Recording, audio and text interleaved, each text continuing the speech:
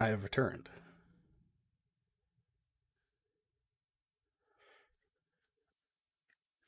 All right, so I restarted Streamlabs. I actually restarted my whole PC just to be safe.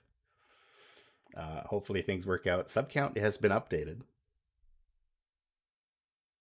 I think Streamlabs is still broken.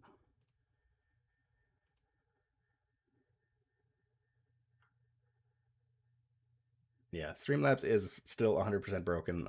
I have no idea why. Oh well. Hopefully my emulator still runs fine.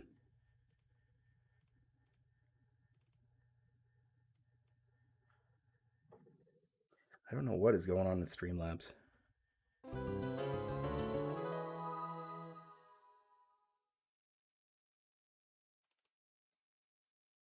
There we go.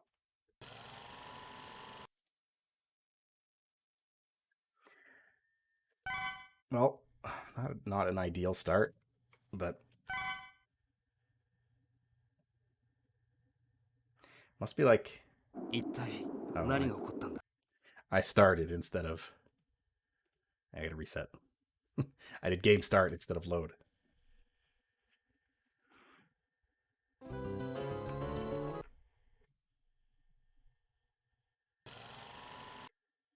Yeah, I wonder if it's like a memory cache or something that's causing the problem.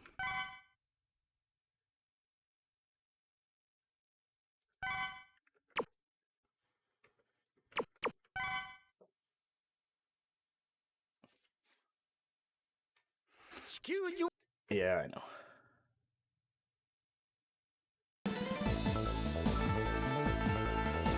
I know it's like this dialogue.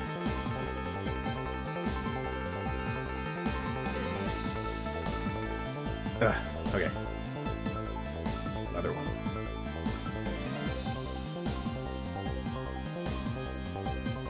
Well, I mean,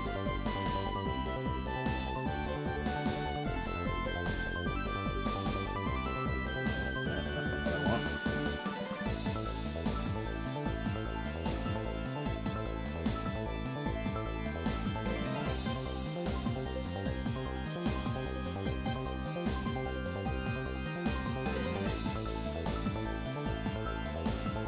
The thing is, Brawn makes me stronger. There we go. That one actually showed up correctly. The thing is, even if I'm paying for the sub, I'm still getting something out of it because I get to my sub count goes up, which means potentially I get more emote slots. So hey.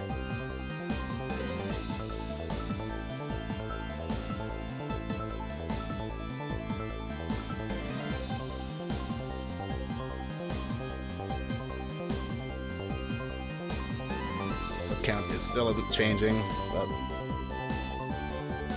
oh well. I will deal with that when I need to. I might have to just change that to a static title or something.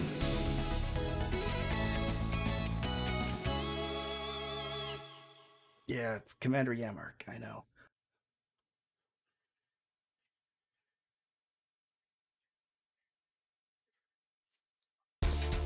Commander Yamark has got some real good stage music.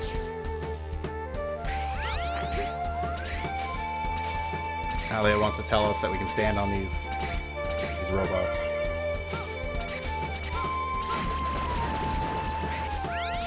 But I already know that.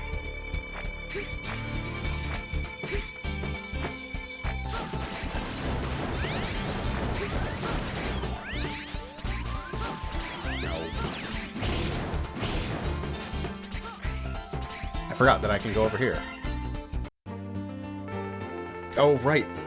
Dr. Light's theme in this game is like this sweeping piano piece.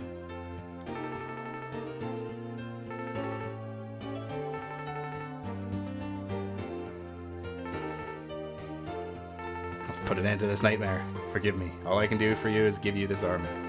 However, for security reason, the armor won't work until the 4 programs combine. Collect 4 programs to complete the armor. Now I will install a foot program of the blade armor. This program will enhance your dash performance and enable you to perform the mock dash. You can dash while jumping, and you will be invincible in the beginning. For the Earth, for the future. Good luck. Thanks, Acolyte. I like how this other Reploid has just been standing here watching this whole thing happen.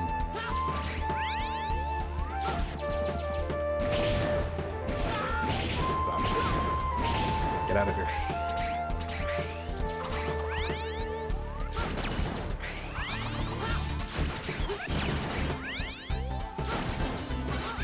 So they do the same thing that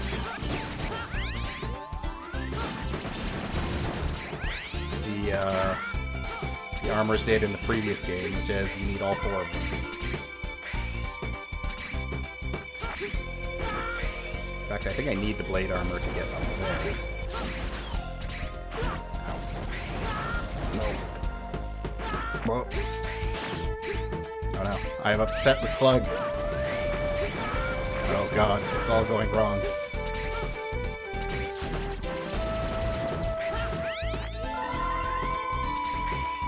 Thankfully, the Reploids heal you.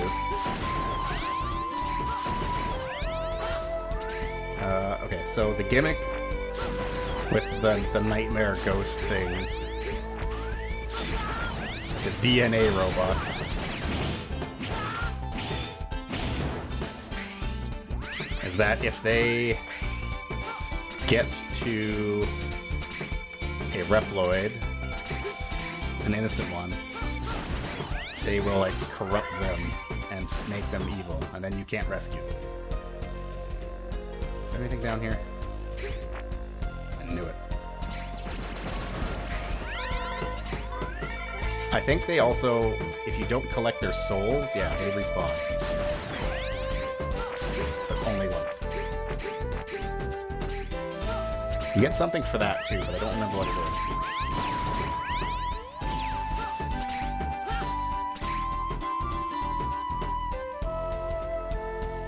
Gotta ride the slug. These are instant kill spikes. So this is a Mega Man game.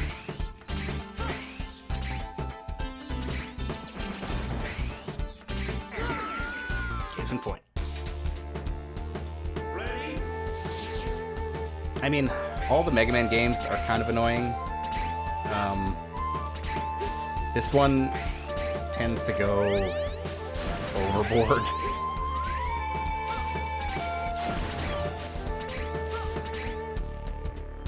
It has a lot of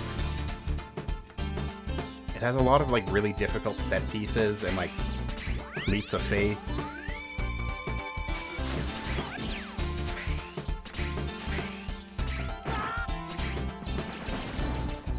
Like, for example, right here, in which you kind of just, you can't see where the next bug is. While you're being assaulted by butterflies.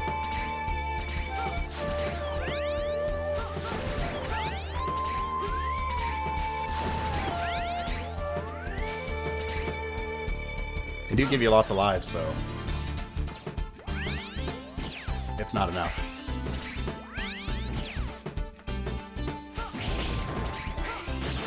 Whoops.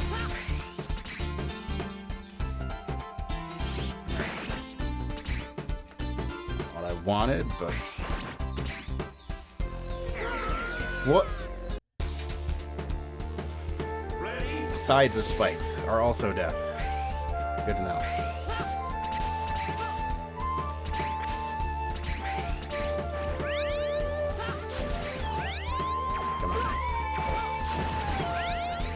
They also have that attack.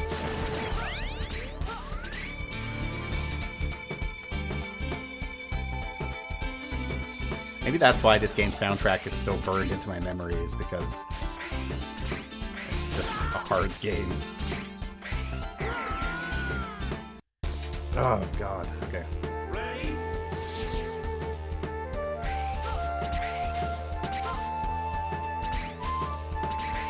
I don't think I should be having this much trouble on the first stage. I might be missing something.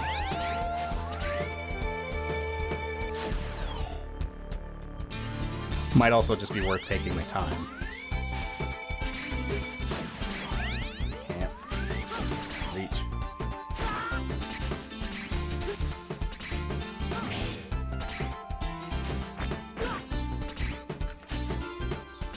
Okay. I'm free. But I very explicitly remember this section.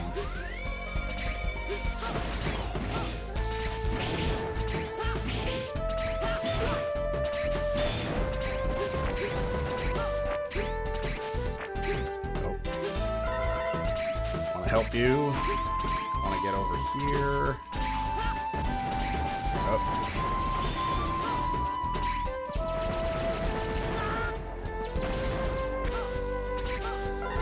Help you. No. Oh, it gave me a checkpoint after the spikes. Thank God. Okay.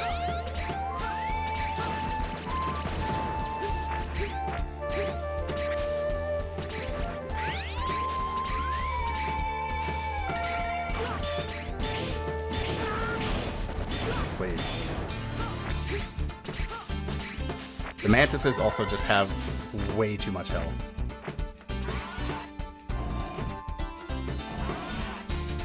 But, nevertheless, we made it to the boss.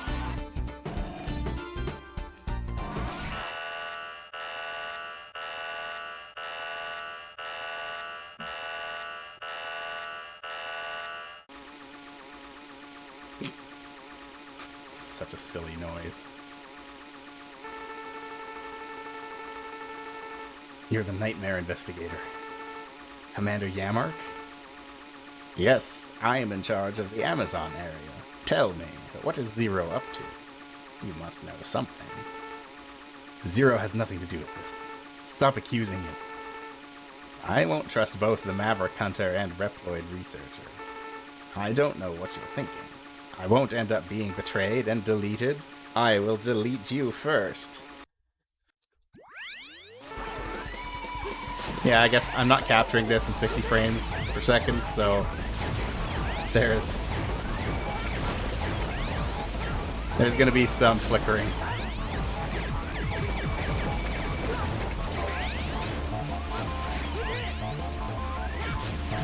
Anyway, Commander Yamark's a really easy boss fight.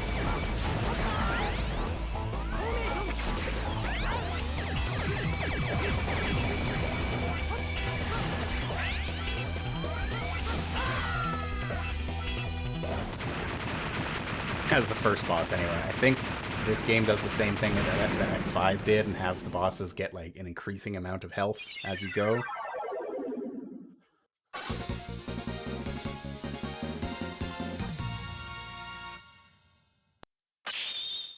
Go. Had something in his eyes, yeah.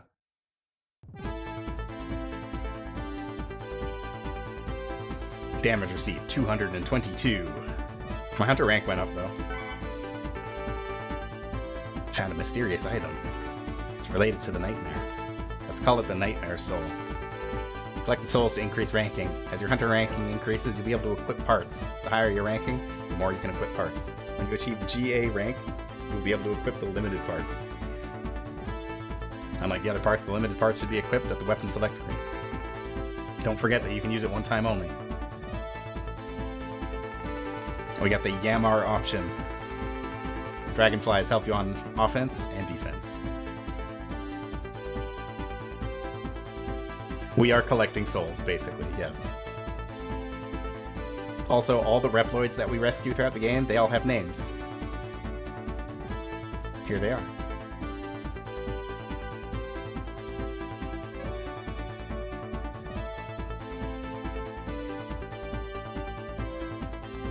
Some of them gave us stuff.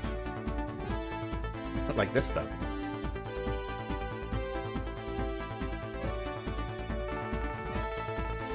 Commander Yamark, an ex-investigator in the Amazon area. He was a Reploid created for Nature Preservation Project. He burnt the forest by control disorder. What?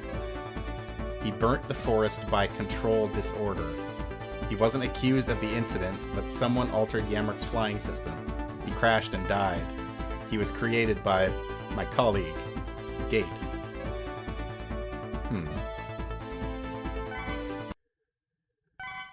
Gate?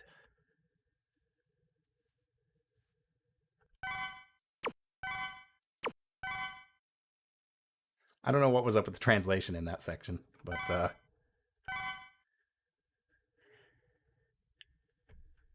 and it crashed. Boy, howdy.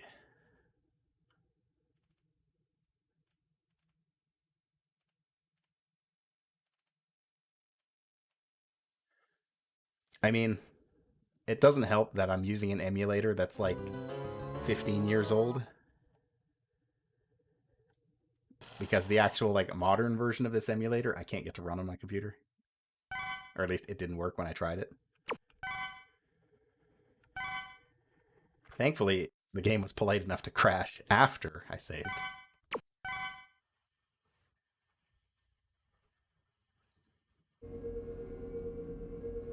報告します。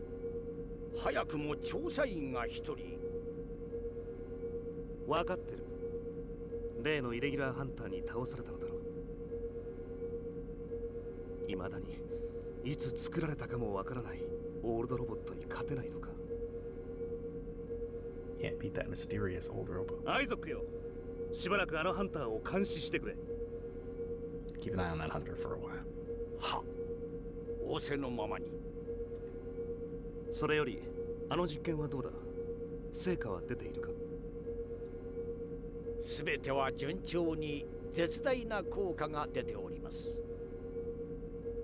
99.98% の確率でレプリロイドを陥れています。99.98% success rate. 素晴らしい発明ですな。しかし、ハイマックスをもってすれば、今すべてのレプリロイドを抑えることが可能です。現に、あのイレギュラーハンターですらかなわなかったのですから。ダメだ。もうしばらく実験を行いたい。Continue the experiment. 引き続きデータの収集に当たってくれ。かしこまりました。ところで、お前の探し物は見つかったのか？ My soul blazes brighter! おそらく、この世には存在しないと思うが。My soul blazes brighter. Thank you, Wime. That brings us... Hey, the sub count changed. That brings us up to 7. いやー、そんなはずはありません。 It seems a little temperamental, but it kind of works. それに奴はあのぐらいのことで死んでしまうようなランクの低いレプリロイドではありません。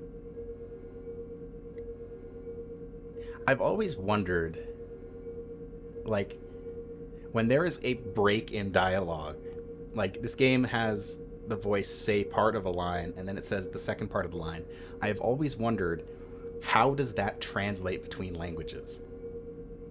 Like, is it a one-to-one translation, more or less? I assume it isn't.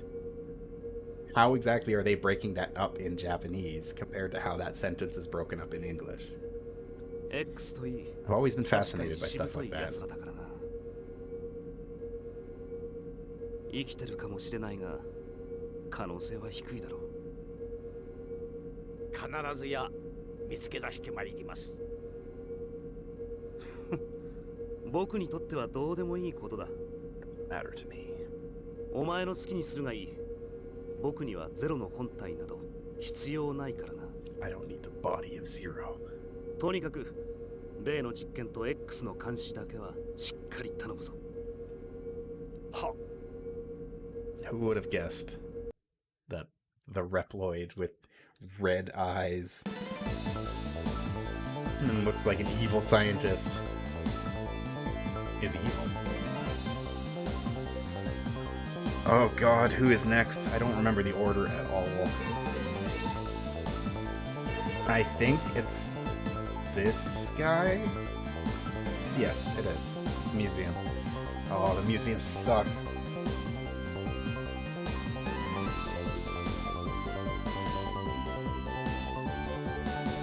Okay.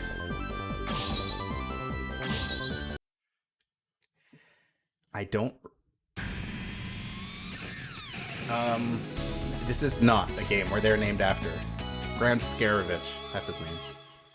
X5 is the big one where all the bosses are named after Guns N' Roses. Which brings us such wonderful bosses as Duff McWhalen. The bosses in this game are named a bit more straightforward, but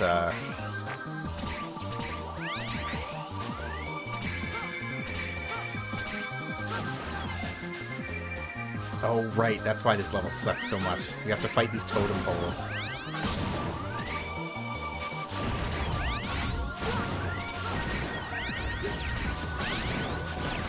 Each totem pole transports you to, like, a pocket dimension, in which you have to do platforming challenges.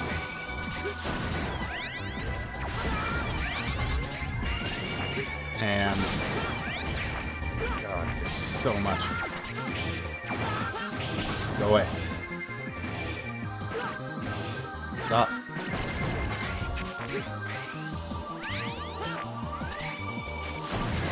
That's the most annoying thing about these enemies, is that they will just fly into you. And then you can't hit them. Alright. So you blow up that thing, and then the totem pole becomes real. And you have to hit the faces when they turn around.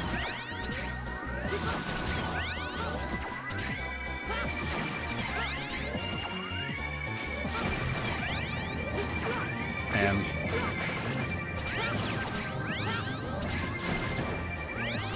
God, I forgot how much this level sucks.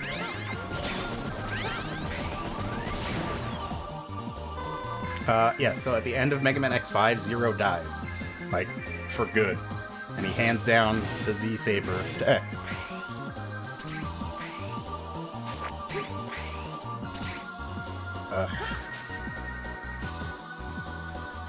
So X has the Z-Saber in this game. He starts with it. It's not very good. It's a very slow attack that doesn't do a whole lot of damage.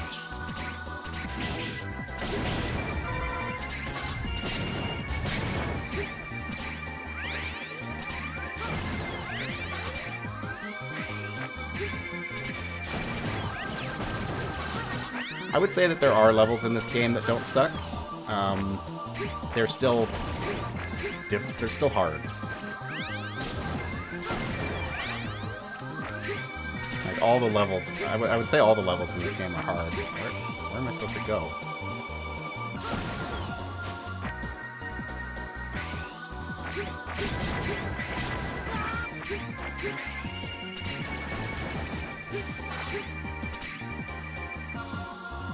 X4 is good. I like X4 quite a bit.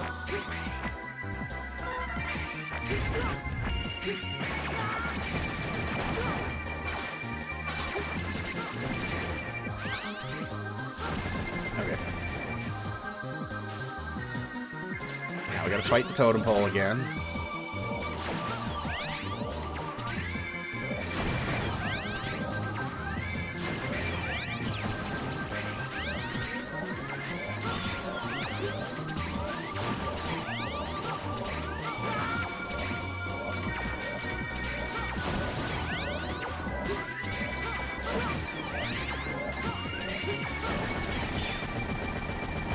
This level, I don't like this level because this is the whole thing. Like, it's just... It is a sequence of these totem pole fights. 4 of them. And that's the whole level. And not only do the like, pocket dimensions get harder, but the actual fights against the totem poles themselves also get more difficult.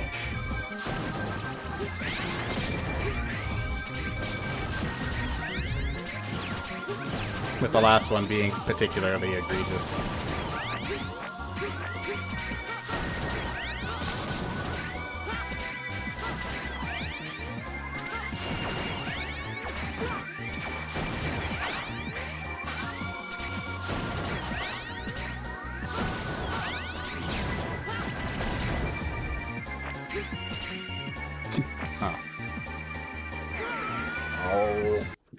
I pressed dash. I was pressing dash, but nothing was happening. Hold on.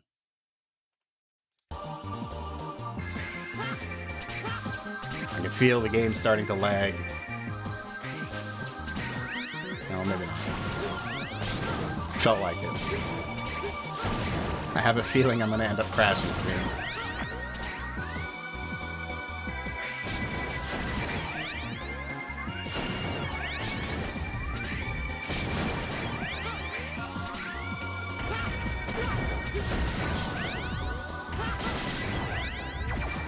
This is a game that feels a lot like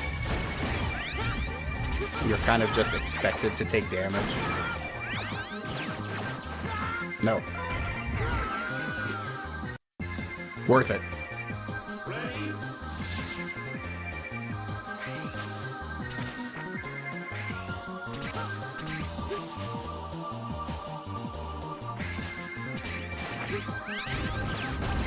The level in this, the music in this level also kind of sucks a bit.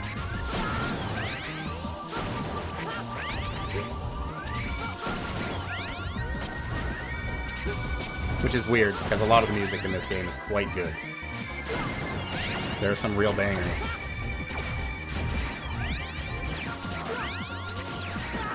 They're so annoying.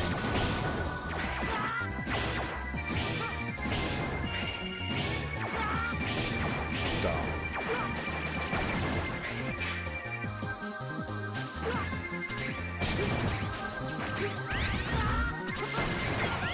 Heart. Heart container gives me more life.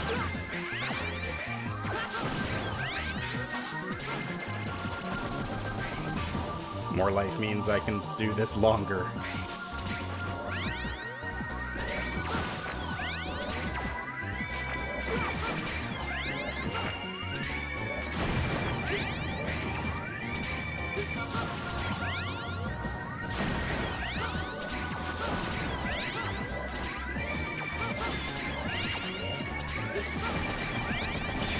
Alright.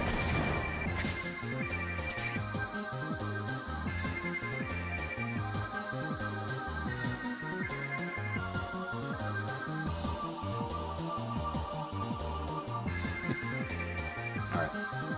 I'll just make a save state, just in case the game crashes. So that I don't have to do this whole level over again.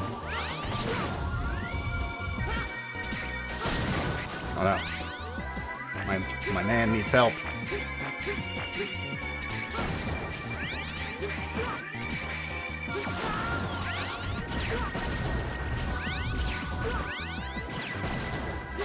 God, the game loves these things.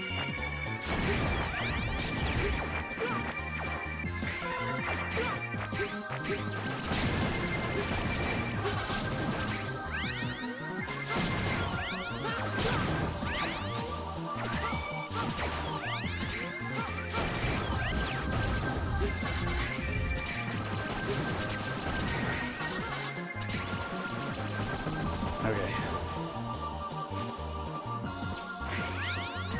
One left. This is the one that sucks. Because of the instant death pit. I don't remember how to do this one safely. Probably...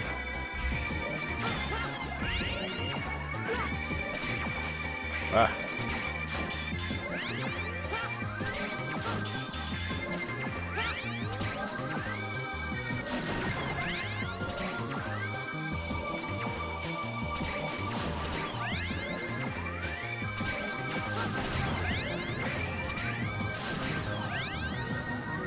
Get away.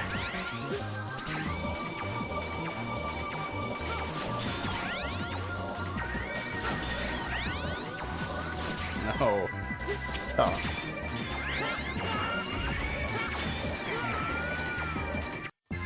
Ugh. All right.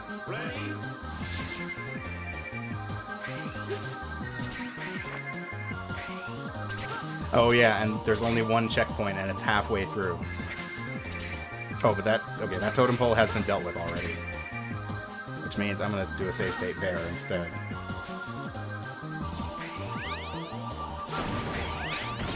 So I can try to get through this segment with a bit more health.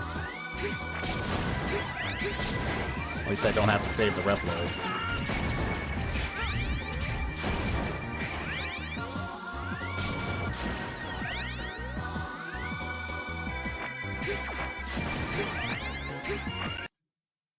Oh, there it goes. Sure enough. Game crash. Baby.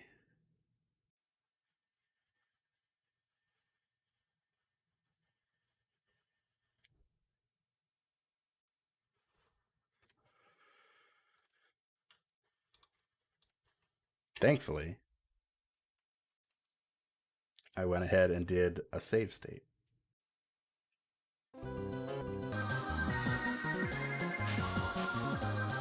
Hopefully that didn't, like, save the memory leak or whatever it is that's causing the crash.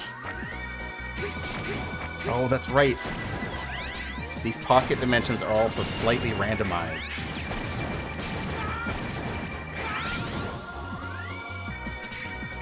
So they're not always the same. There's very small differences between them. Mostly just like some random platform placement. The general shape is still the same, but sometimes it's just more difficult. Okay, save state. Save state again, just in case.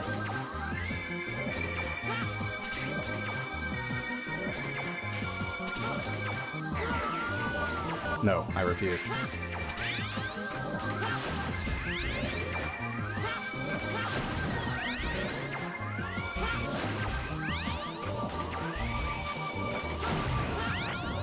Okay.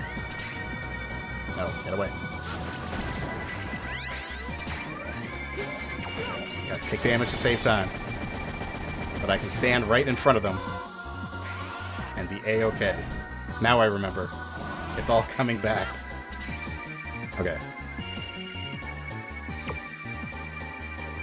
So we've got our Yamar option here. We gotta fight Ground Scaravich. He is a dung beetle.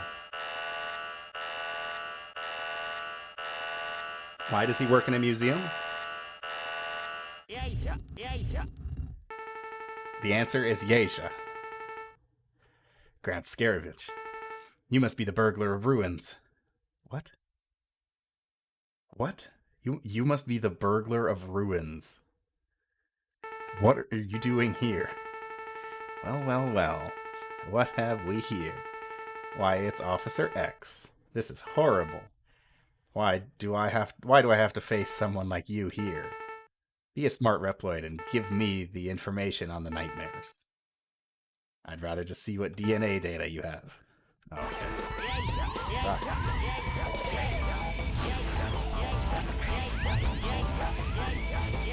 So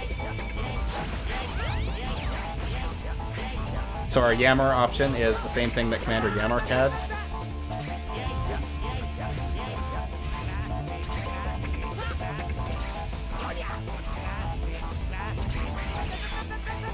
And Ground Scaravich is weak to it. We hit him with it. He does a silly noise.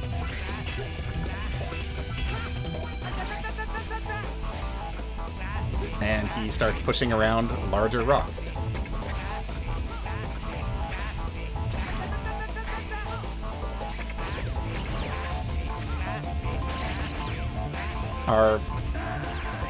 He's got the big one now. See, our Yamar option also shoots. So it's the same thing that Commander Yamar had. Anyway. Ground Scaravich's level really sucks, but him as a boss, it's pretty easy.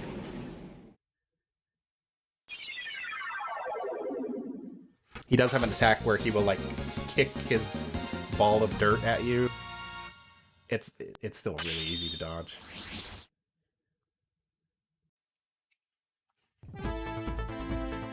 Not a hard boss.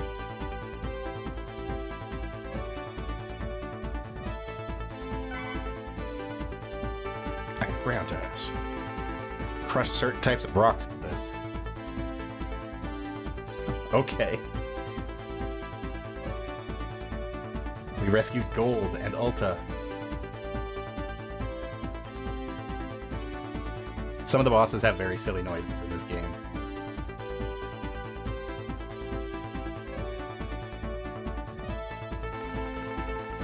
Ground Scaravich, an ex-treasure hunter. He was devoted to the research on an ancient site.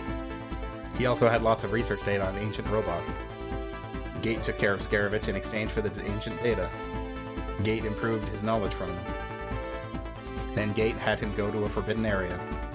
It was the place that you were both discovered. I saw Scaravich enter the place. I felt bad, but I disposed him. Gate didn't seem to care. I didn't want to remember this. Oh, right. This game also, like, gives Alia some backstory and actually, like, makes her relevant to the plot, kind of. She still doesn't really do anything, but she is, like, personally connected to a lot of the stuff that's going on and a lot of the people. Like, a lot of the bosses.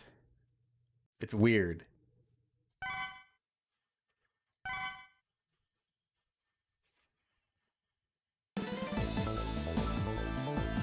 Alright, so we've defeated Ground Scaravich. Hang on, I want to see what parts we've got.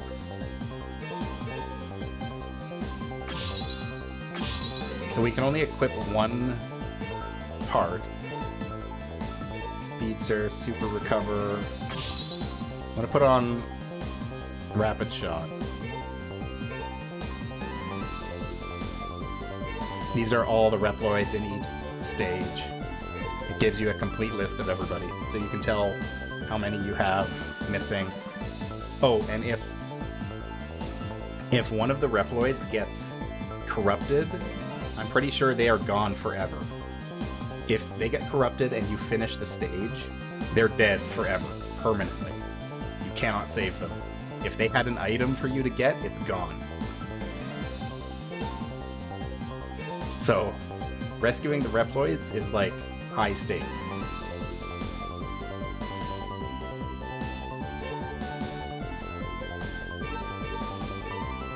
Oh, I legitimately cannot remember.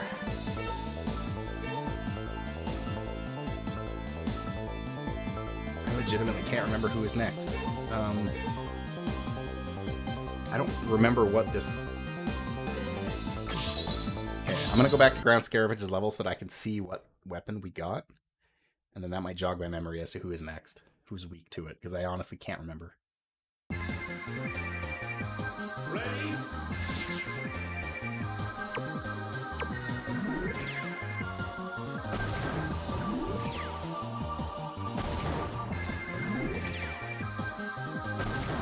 Kind of like the Silk Shot from Mega Man X2. But who is weak to that? Oh. No. There we go. You can just exit a level if you've already cleared it.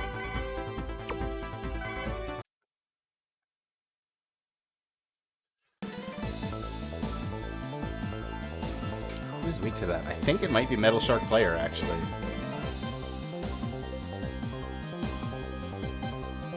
Because from him you get the anchor, I think.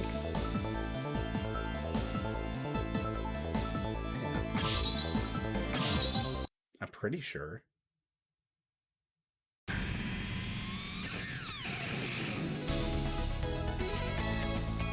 Metal Shark Player. I don't know what his name is supposed to be a reference to. I used to know, but I don't remember anymore. Ready?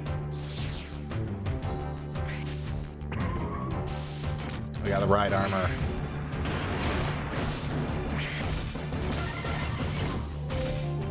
So Metal Shark Player stage has a gimmick. That gimmick is Garbage Crusher. It is 100% instant death if you get crushed. Oh, the ride armor is immune to the crusher. it will stop it early. But if you don't have the right armor, like here, then you're dead.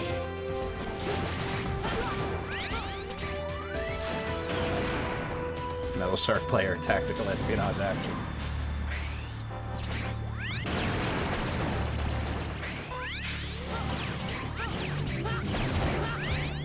Oh, these guys are back, as always. They're adorable.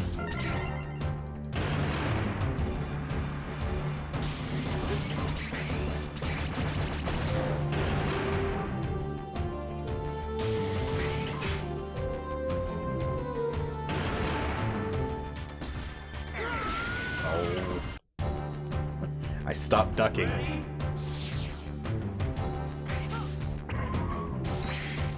For some reason, X doesn't just stay ducked.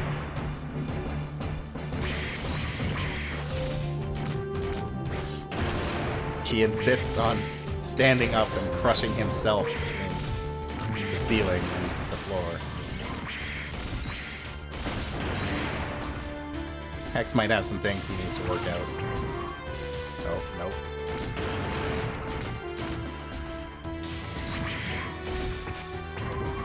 Oh god, this is giving me flashbacks to X5. In X5, there is a jump. Or no, X4. In X4, there is a secret area you can only get to if you jump. Is that X4? No, I think that's X5. There's a secret area you can only get to if you jump out of your ride armor while under lava. You basically need to get to the point in which you can... You basically jump out of the lava, and then you have to jump out of your ride armor to grab onto a rope. But if you jump at the wrong time, you touch the lava and die instantly.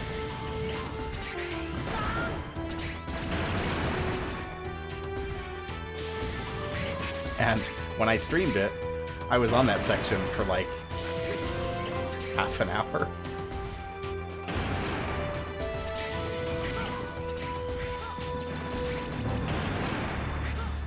I feel like there's a secret here I'm missing.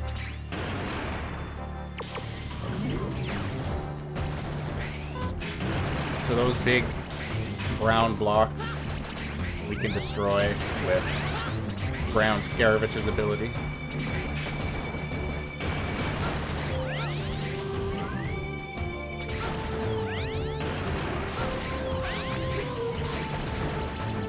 Yeah.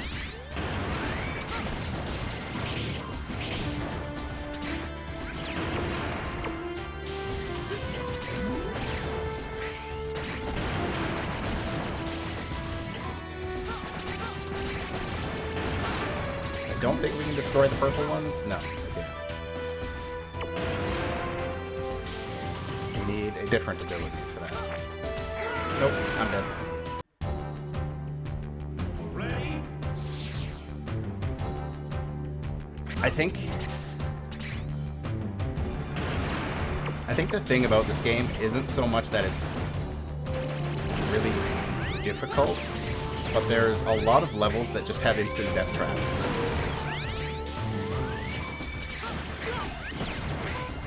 This game loves its instant death.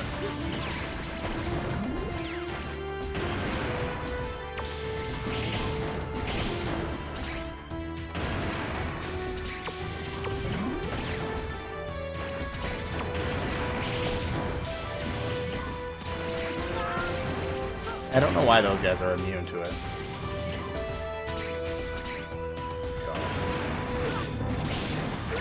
Stop.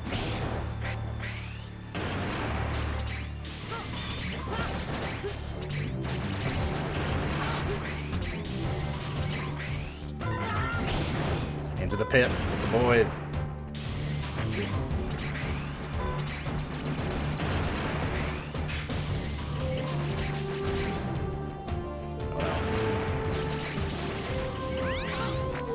Oh, I got it. Oh, God.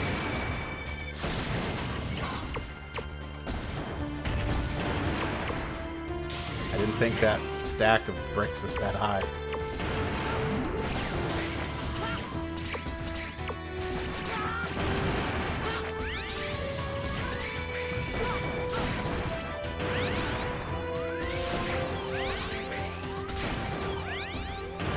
Come here.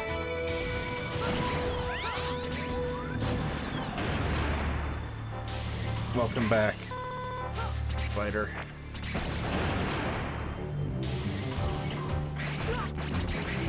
You got randomly gifted a sub from me.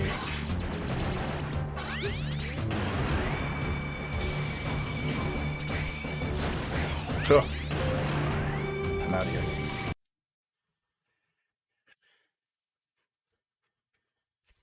And the game crashed.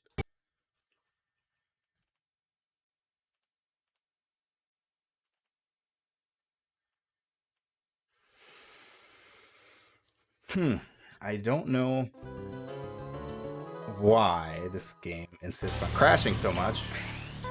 Thankfully... No, save state. I refuse. Oh no, I killed the music.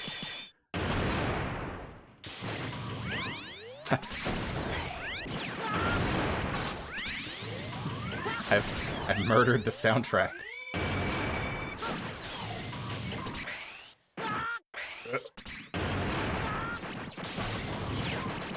Get away. Stop.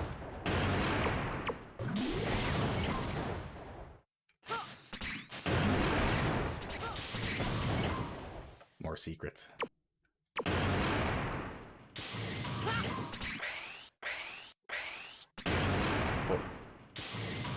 Okay.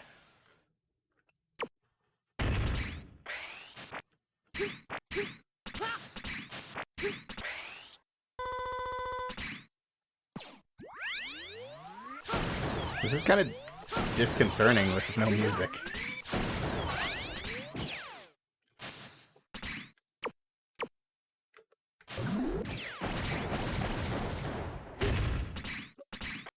What am I supposed to do with these? That's death. What's over here? Save state. Oh, I can't even do anything over here. Ready? I don't think.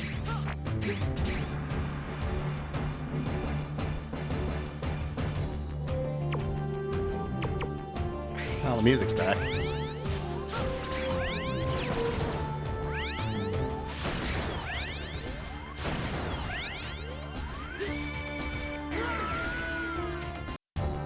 Yeah, I literally can't do anything from here. Am I just stuck?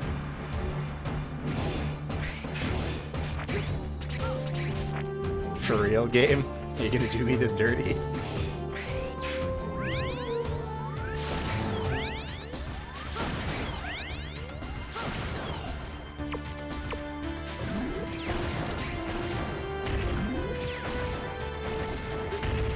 Because I can destroy some of these.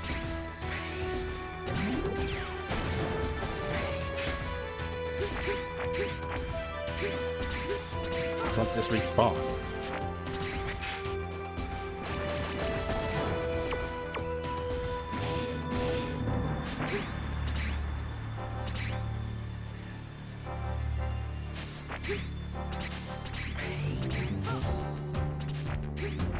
I can't go back up, so I'm pretty sure I'd need to just game over and restart the level, because I have no way of getting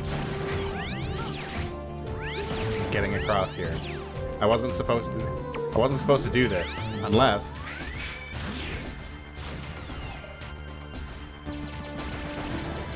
that doesn't help. What's this charge? Also not helpful.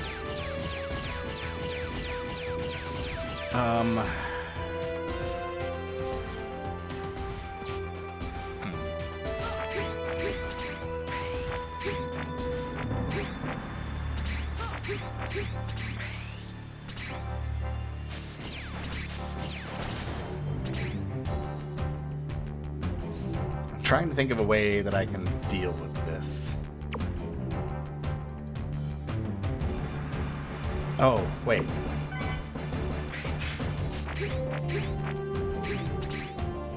I don't think this game has soft mods.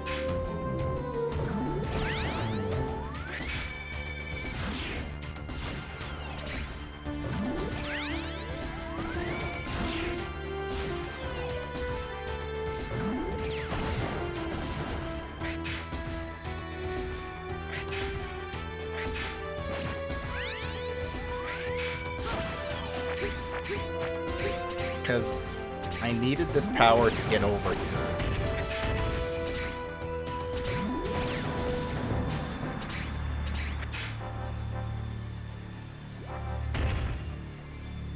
There we go.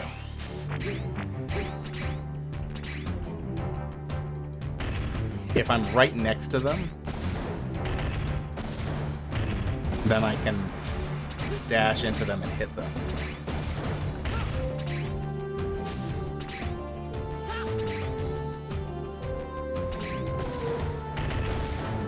And the non-brown ones can move.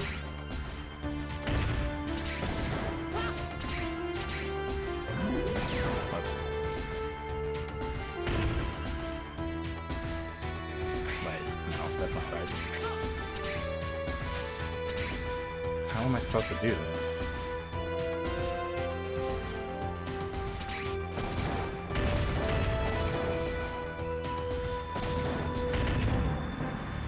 I think I understand.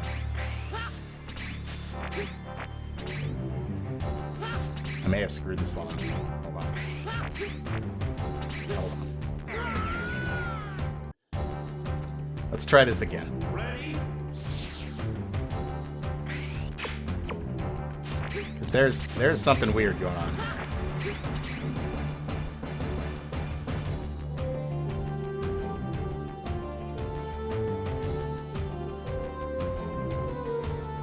I've solved this puzzle in the past. At some point I did this.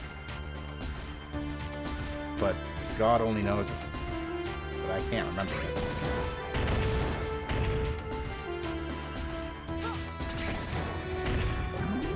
Oops.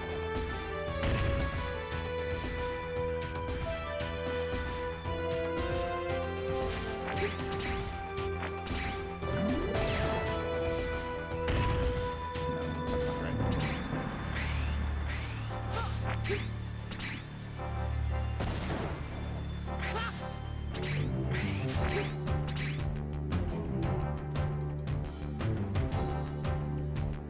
That is definitely not right.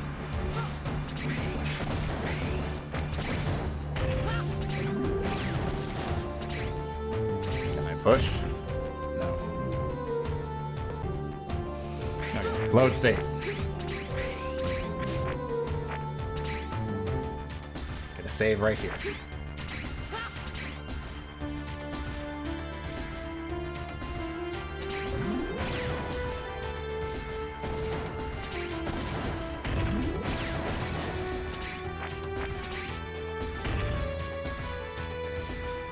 So that goes flying that way.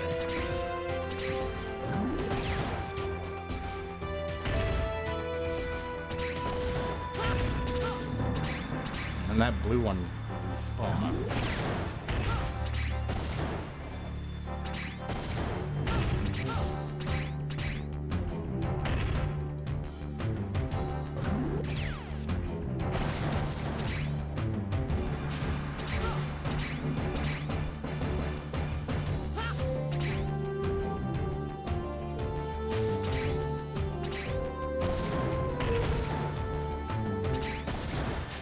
What's happening?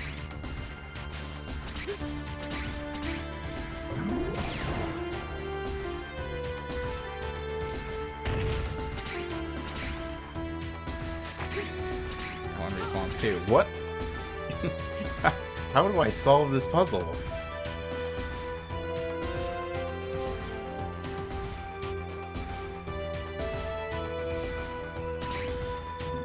I cannot understand this.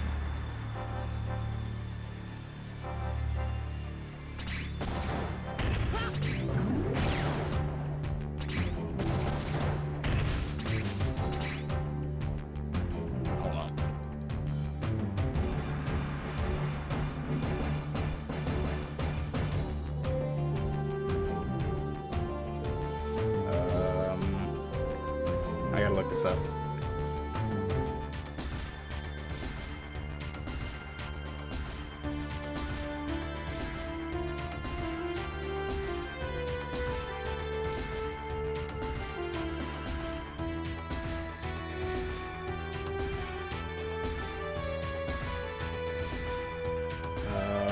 Dash through as quickly as you can.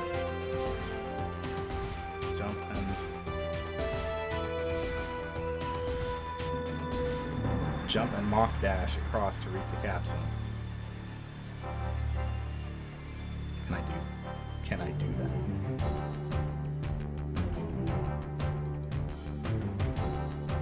Hang on.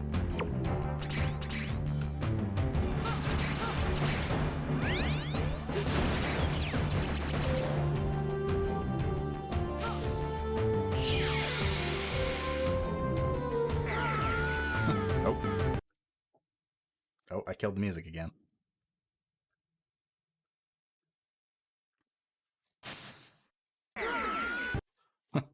Hang on.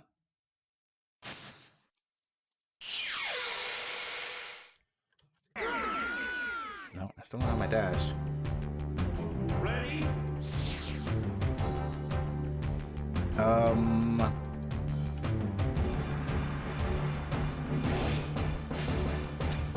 Okay. So, the walkthrough I found just said jump and Giga Dash across, but I don't have the Giga Dash. So am I just boned?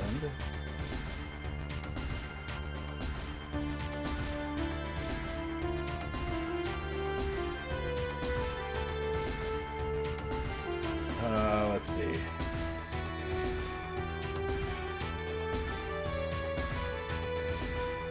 Apparently, yes, I am just boned.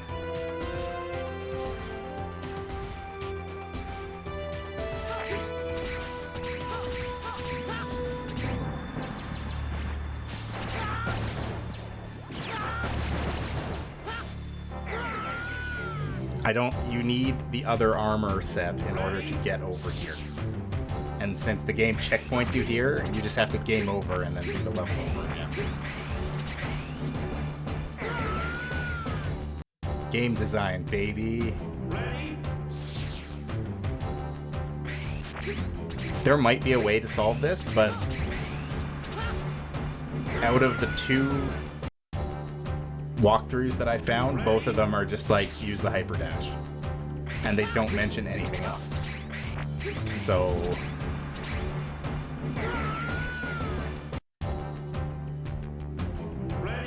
fun stuff.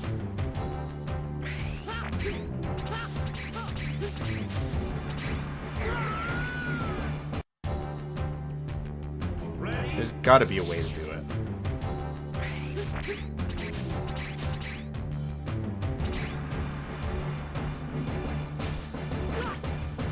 But I can't figure it out.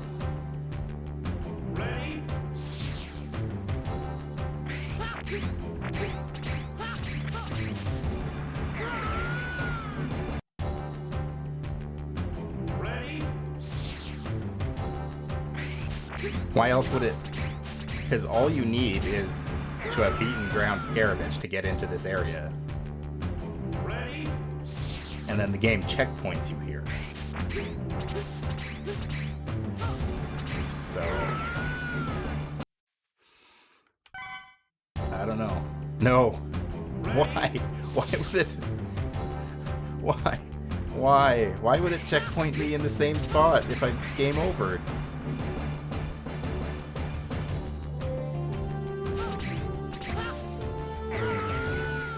Why would you do this game? When you game over, you start level over. I guess even the game designers were like, yeah, this game might be a little too hard. Let's just start them from the checkpoint. So the lives are entirely meaningless. Return to stage selection.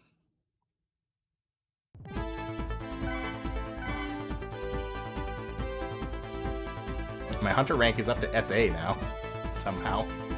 Because I rescued a bunch of people. All the people I rescued still count, even though I didn't finish the stage.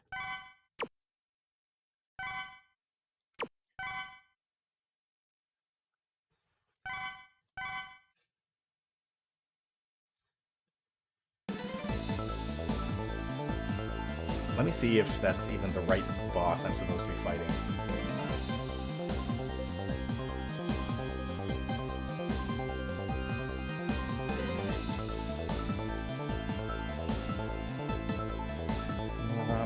No, it isn't. I am dumb.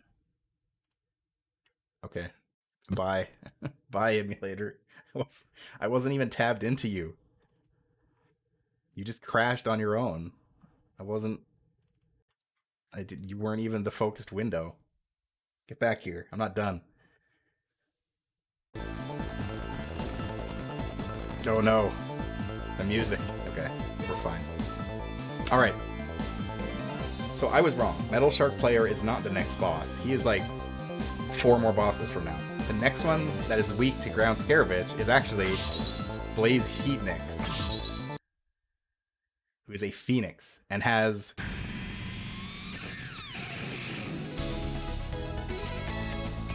Blaze Heatnix has a stage theme, let me tell you. It's one of the more well-known ones.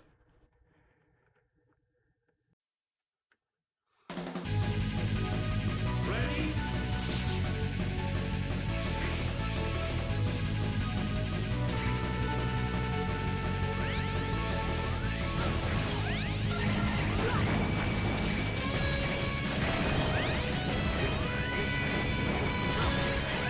So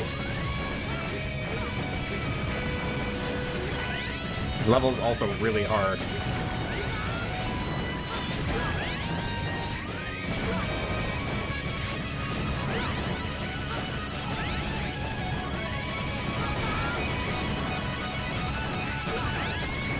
Blaze Heatnix's levels are also just a series. It's kind of like the museum,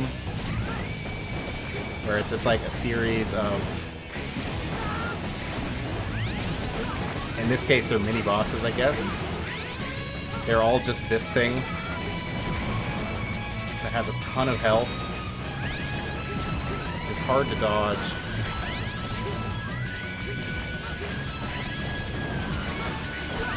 It's like each level is designed to be done on multiple lives, which that is like antithetical to the Mega Man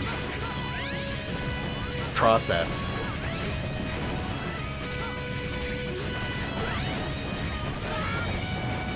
Like, how are you supposed to beat this boss on... This level's ridiculous.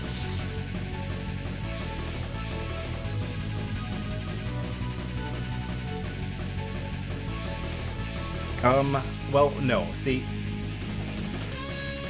you can play the bosses in any order that you want. The problem is, where we got to Metal Shark Player's stage, but we took an optional side route, which led to an armor upgrade.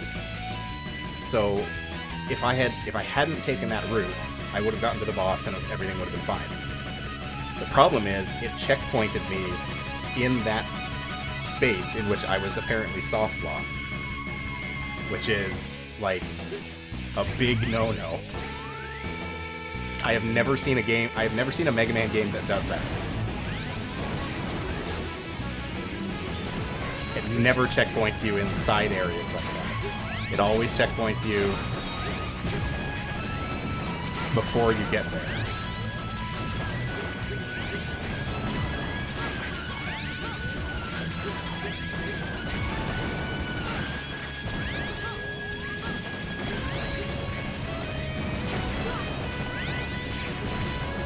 Oh, and this thing's projectiles also stop your shots, so you can't just shoot it.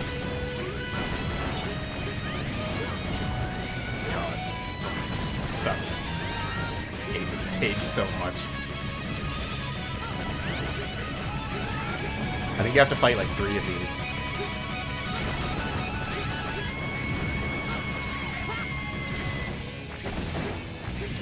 Unless I'm doing something horribly wrong. I don't think I am.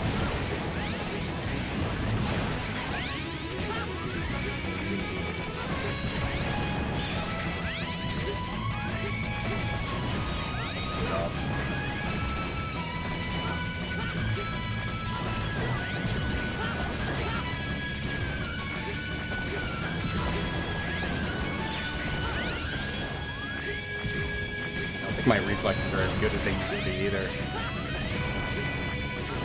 Might be the keyboard too.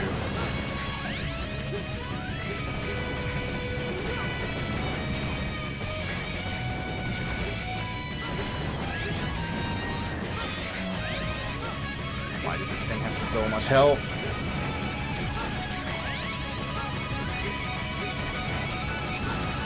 Like, I get it. I get what this mini boss is about. We can stop.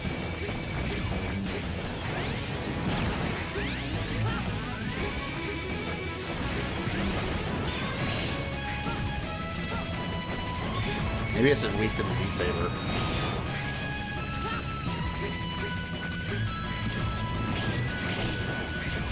Yeah, I think that's it.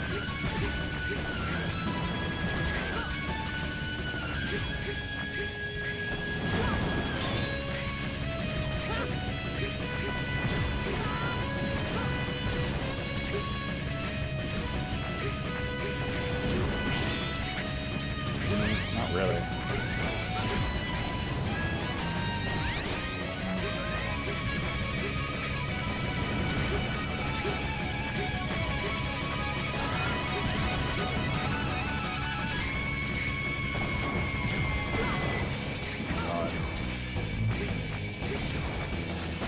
There.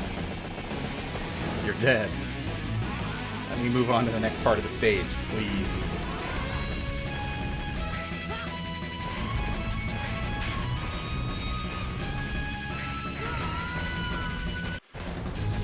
Okay.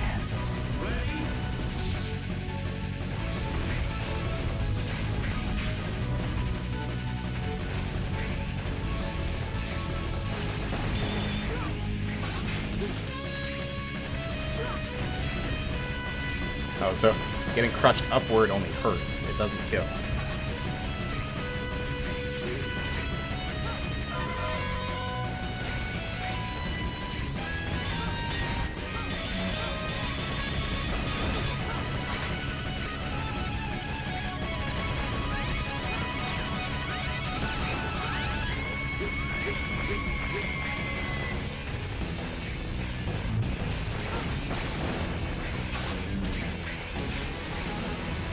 This is a Mega Man X game that I have never played without save states.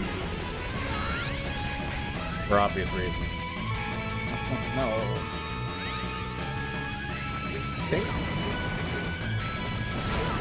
I think this boss might actually be easier with Zero. But I don't remember how to... Okay, well, spoilers. Zero is in the game and he's playable. But I don't remember how to get him.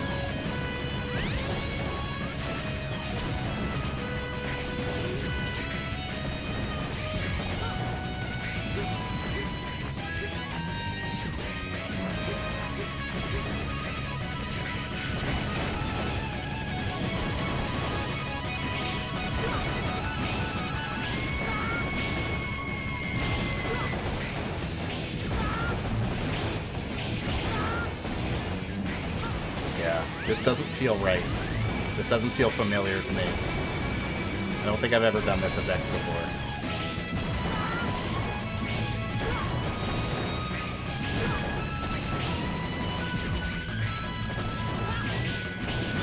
Pretty sure I have gotten Zero and come back. Because this doesn't feel right.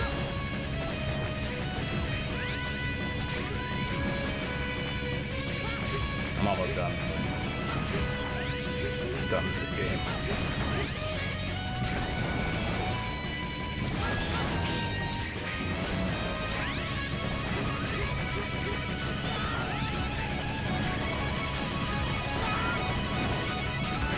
Lord only knows if I have to stream this entire game, I'm gonna lose my mind.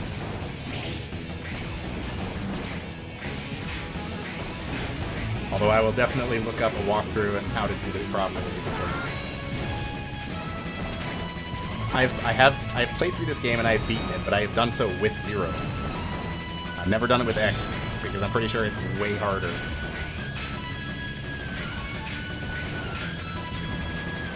Or at least X's moveset sucks compared to Zero's.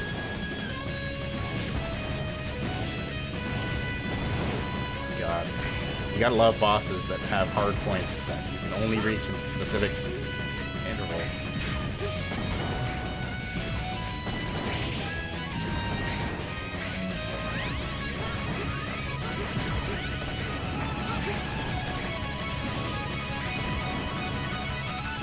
Come on.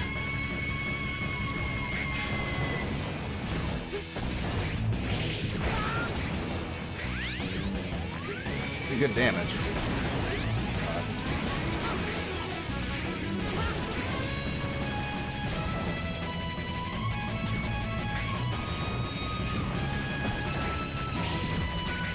No, you're supposed to be dead. Oh. I never noticed. My little shots are green now. I think it might just be from this armor set. It's an actual pea shooter now. Shooting them bees. Whoa. All right. Whoa. What's this? Oh. Murder. That's what that is.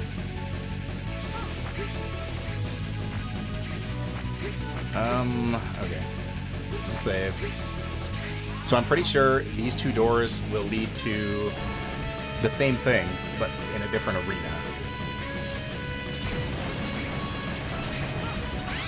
If you guessed that it's another one of these things, you're right.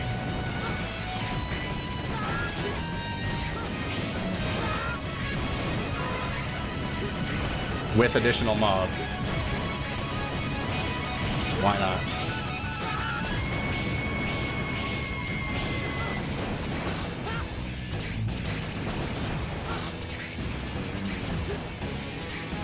God, no. Get it away.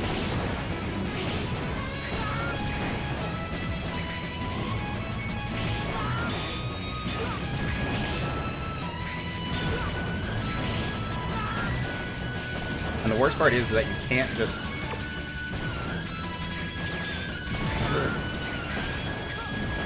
I wonder if this would help at all.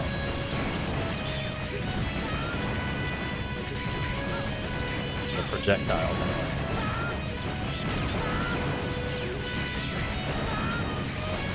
Not really.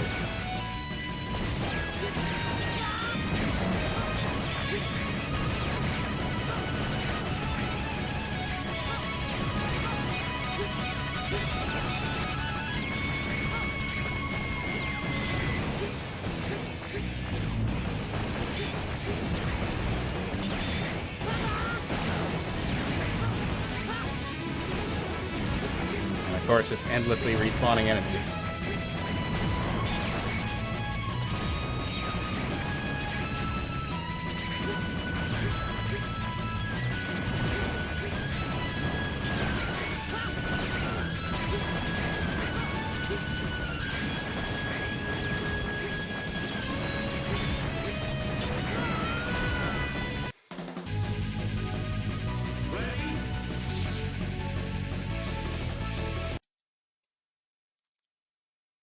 I am not particularly fond of this game. For a game series that I am very fond of, this game sucks. And I feel like there are definitely people out there who really like Mega Man X6, I'm sure. But it's not a good game. It's punishingly difficult. It is brutal. And like that's only half of it. There is a boss fight. One of the like once you get into the end game levels, there is a boss fight that is so hard. I remember being stuck on it for forever because it's so big that just trying to dodge around it doesn't work half the time unless you get like near frame perfect jumps. It's ridiculous. And it does, and of course it does like a third of your health of damage, even fully upgraded. It's stupid. And it's a shame because when you get to the end of the game, one of the boss fights is against Gate. Obviously, he's the evil scientist. And the Gate boss fight music is a super, like, banging tune. In fact, I'm going to play it right now. I'm going to go find it. Because it's a banger. And the boss fight itself is really fun. Like, the fight against Gate is awesome.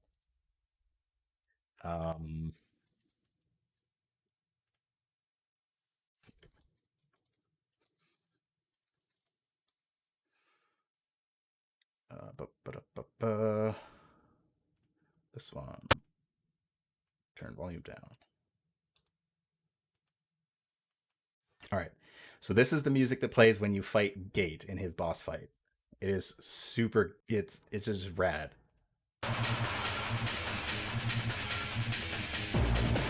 It's like one of my favorite boss fight themes in Mega Man, hands down.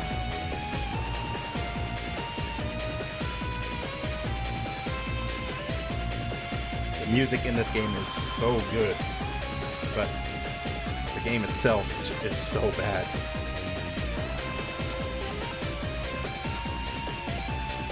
Also, Gate goes through like a full Sentai transformation.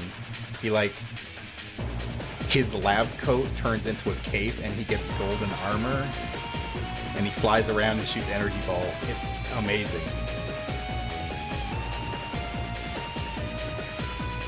It's such a good boss fight. It's one of the best boss fights in the series, I think.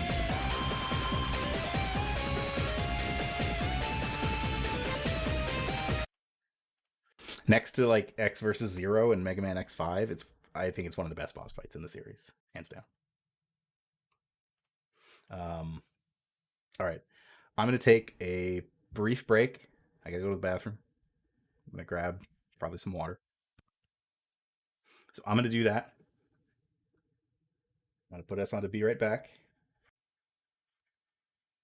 and I shall return. Actually, rather than put us in be right back, I'm gonna do this. Birthday schedule. So yes, it is time. I'm going to be playing Sims Medieval. For those who don't know, Sims Medieval is the best Sims game.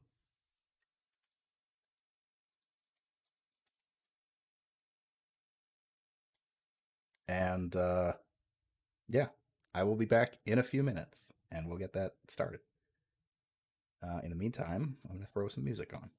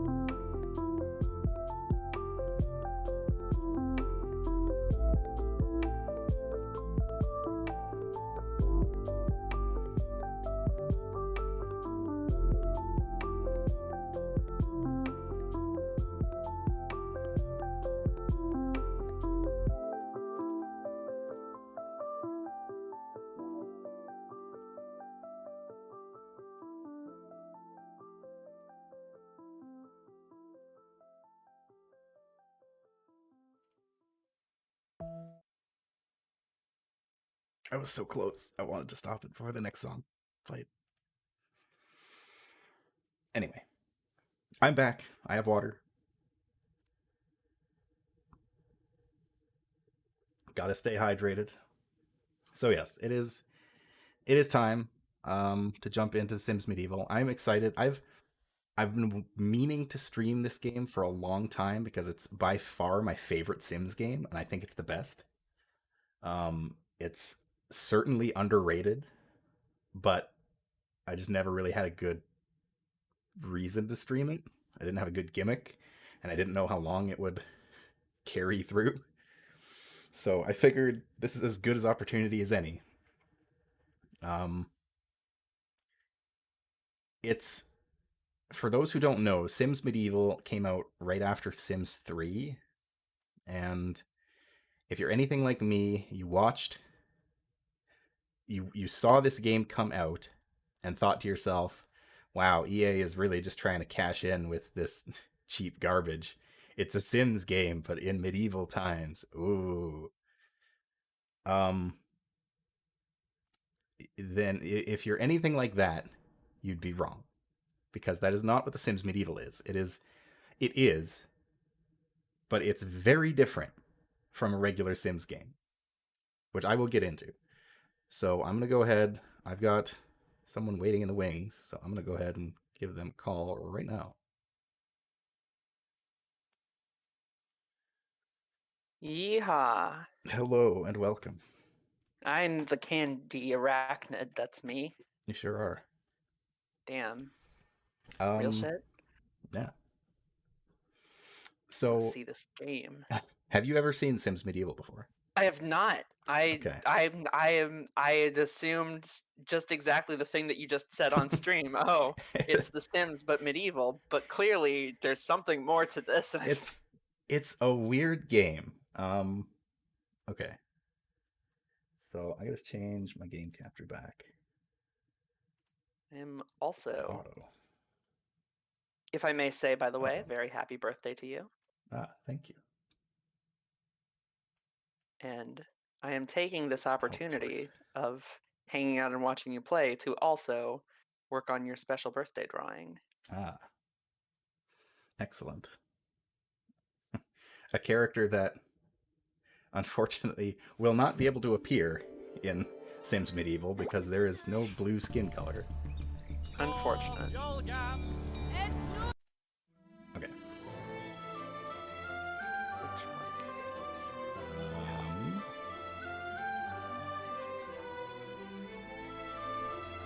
Are you gonna share it to me? Yeah, I'm just waiting for it to load. All right. Despite being installed on an SSD, the first loading screen still takes a minute. Oh dear. And a game from like, I don't remember when this game was released. Wait. Why is it not even, it's not even here. It doesn't exist as a screen that I can share. Well, of course. Technology didn't work in the medieval times. Well, this is interesting. I'm going to open up the chat so that I can see it. Pop out chat. Okay, there it is. You need to get your finest wizards to make this work. Apparently I do. What is happening?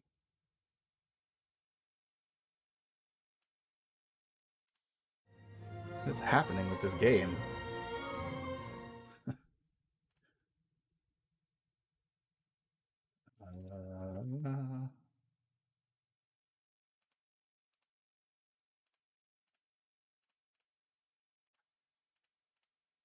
How y'all doing, chat?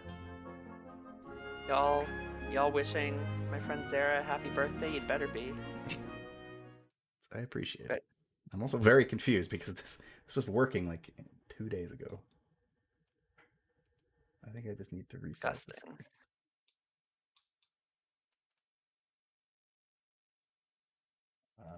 Yeah, everybody wish Zara a happy birthday. There we go. Ingrates. I'm sorry, that's a rude thing to say. don't know why It's- I do that. I'll just be It's the medieval Weirdly- times. I will just be weirdly hostile to the chat of people who I am friends with,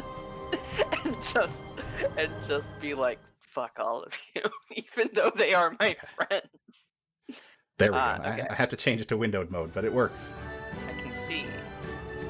Thank you for all You the might- birthday wishes. I can see the Sims. I'm gonna turn it down a bit.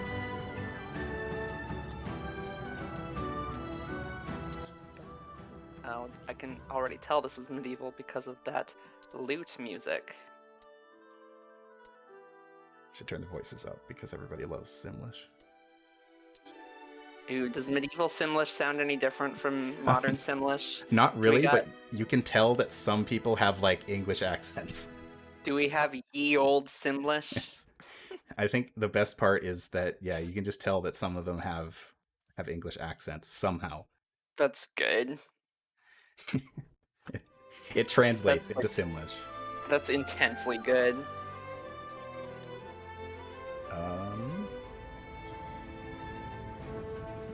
All right. My water achievement level is Peepsmith. Apparently. You're a peepsmith. All my text is like squished slightly because it's in a window. Oh well. Ah. I'll have to get used to it. I'm sure it's fine on stream, but Yeah. all right. So I have made a kingdom. I named it Zeraland. Perfect.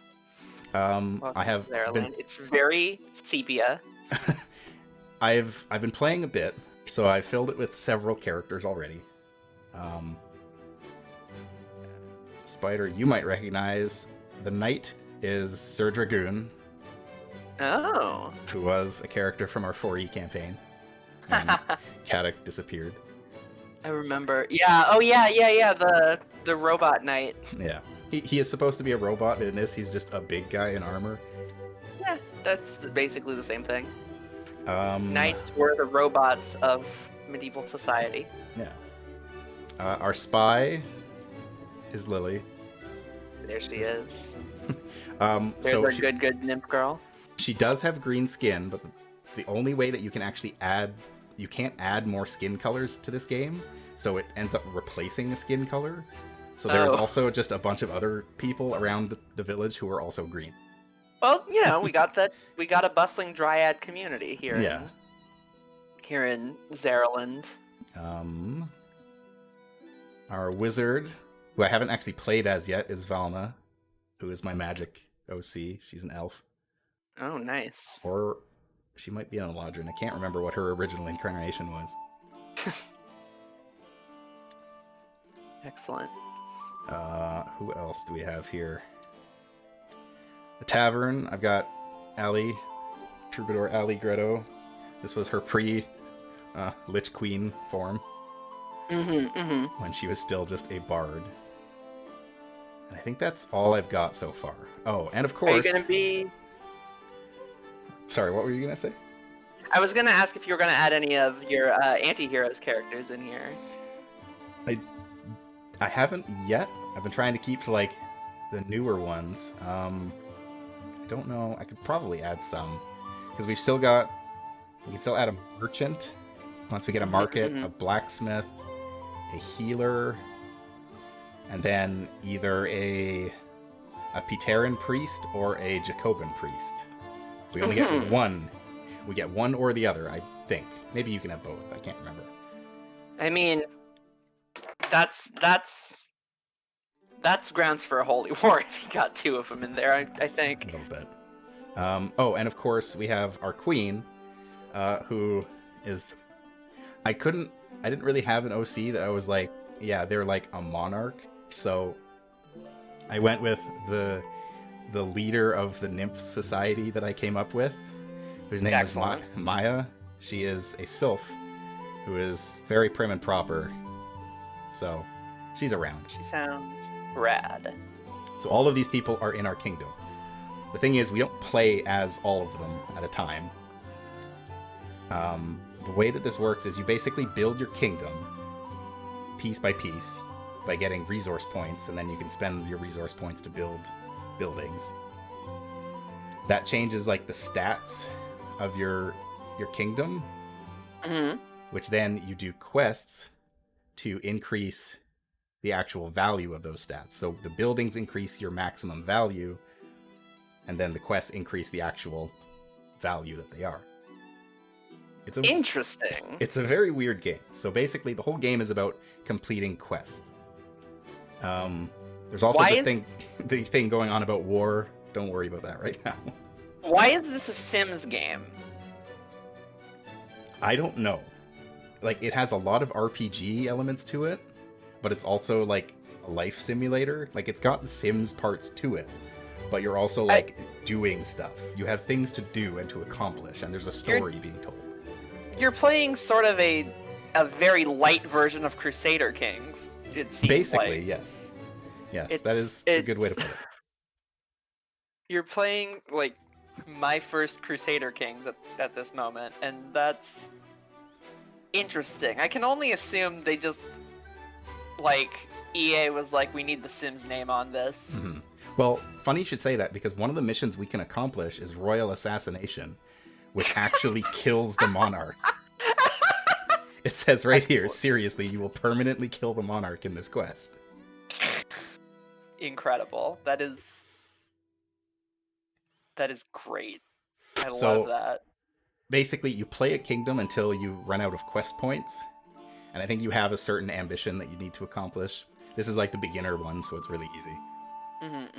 And yeah, you just pick quests to do, and basically you pick a quest, like Turned Goats, that one's new. Well, I guess if we look at Royal Assassination, it tells you which aspects we get from it. So we'll get 3 well-being and 1 security. 20 resource points, 900. They still use simoleons as their currency. Or I think they're called simoles in this game. Ye old simoles. And then you have a choice of how you want to approach it, which will change the hero that is required for it. Just realized I haven't taken my hormones yet, so I might not be able to talk for a couple minutes. That's all right. Huh. So yeah, we can use our spy to kill our monarch. I don't really want to do that. I think I want to do the Sinister Sorcerer, because I haven't actually played as a wizard.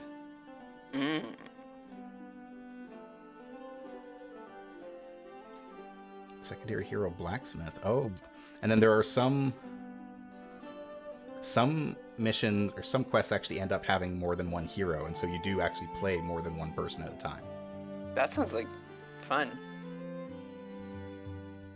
You said you needed a priest still, right? Like, I do. Would Kadok make sense for that role? I was thinking of making him probably the Jacobin priest, because I think they're more like monks. Right. Or no, sorry. Pterin are the monks. Jacobin is like a great big citadel. Yeah. You're deciding whether you're Catholic or Protestant, basically. All right, well, I'm going to start with something easy. We're going to do the Fisherman's Challenge. Anyone can undertake this challenge. So now we choose our hero to play as. All of them were like, I could win this. I could win this. Who do I want? I haven't played as Velna. Although it doesn't really seem like something that she would care about. To be fair, I don't think any of them really would. Probably is like kind of a woman of the wild, right? Oh yeah. She could probably do some fishing. That's actually one of her traits. She's earthy. Yeah. She's always in a better mood when she's outside. She is solitary, earthy, and cruel. Because Sims in this game have 2 traits, and then they have a flaw. Right. And that is where she stands. So yeah, so it's like kind of a stripped down version of The Sims. Your only needs are hunger and energy. And then each day you get certain responsibilities that if you don't accomplish, they will make your mood go down. And then if your mood goes down, the rewards that you get for completing your quest are less. Traits. In touch with all of nature. Flaws. Huge bitch. Yeah, a little bit. Pay no attention to the judgment zone. Oh, yeah, of course. Never... Don't look at the judgment zone. That's rule 1 of living in the kingdom. So, I guess we're practicing on a dummy right now.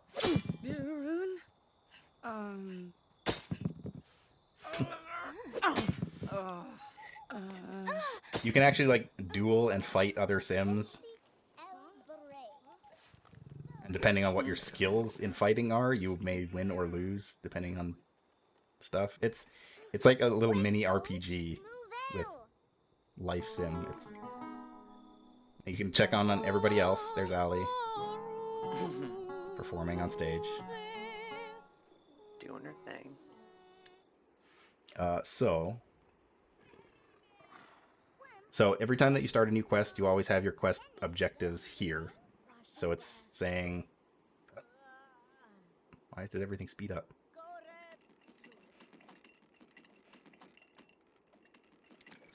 I don't know why the game just sped up on me. I guess because I was practicing, maybe. Yeah, so our job is to ask Royal Advisor Shauna about the fishing competition. So we're going to go do that. She's in the castle. I'm going to speed things up. Follow Lily. There is an option to just speed through the current action, which is really nice.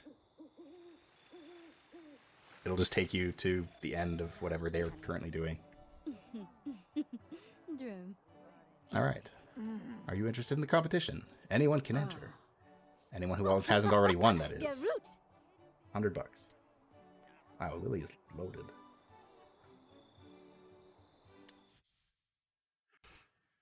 All right, so what should she do about the fee? Let me see the options. It's a fair fee, I'll pay it, or I'm sure we can waive the fee just this one time after all. It's me. I mean, which one would Lily pay?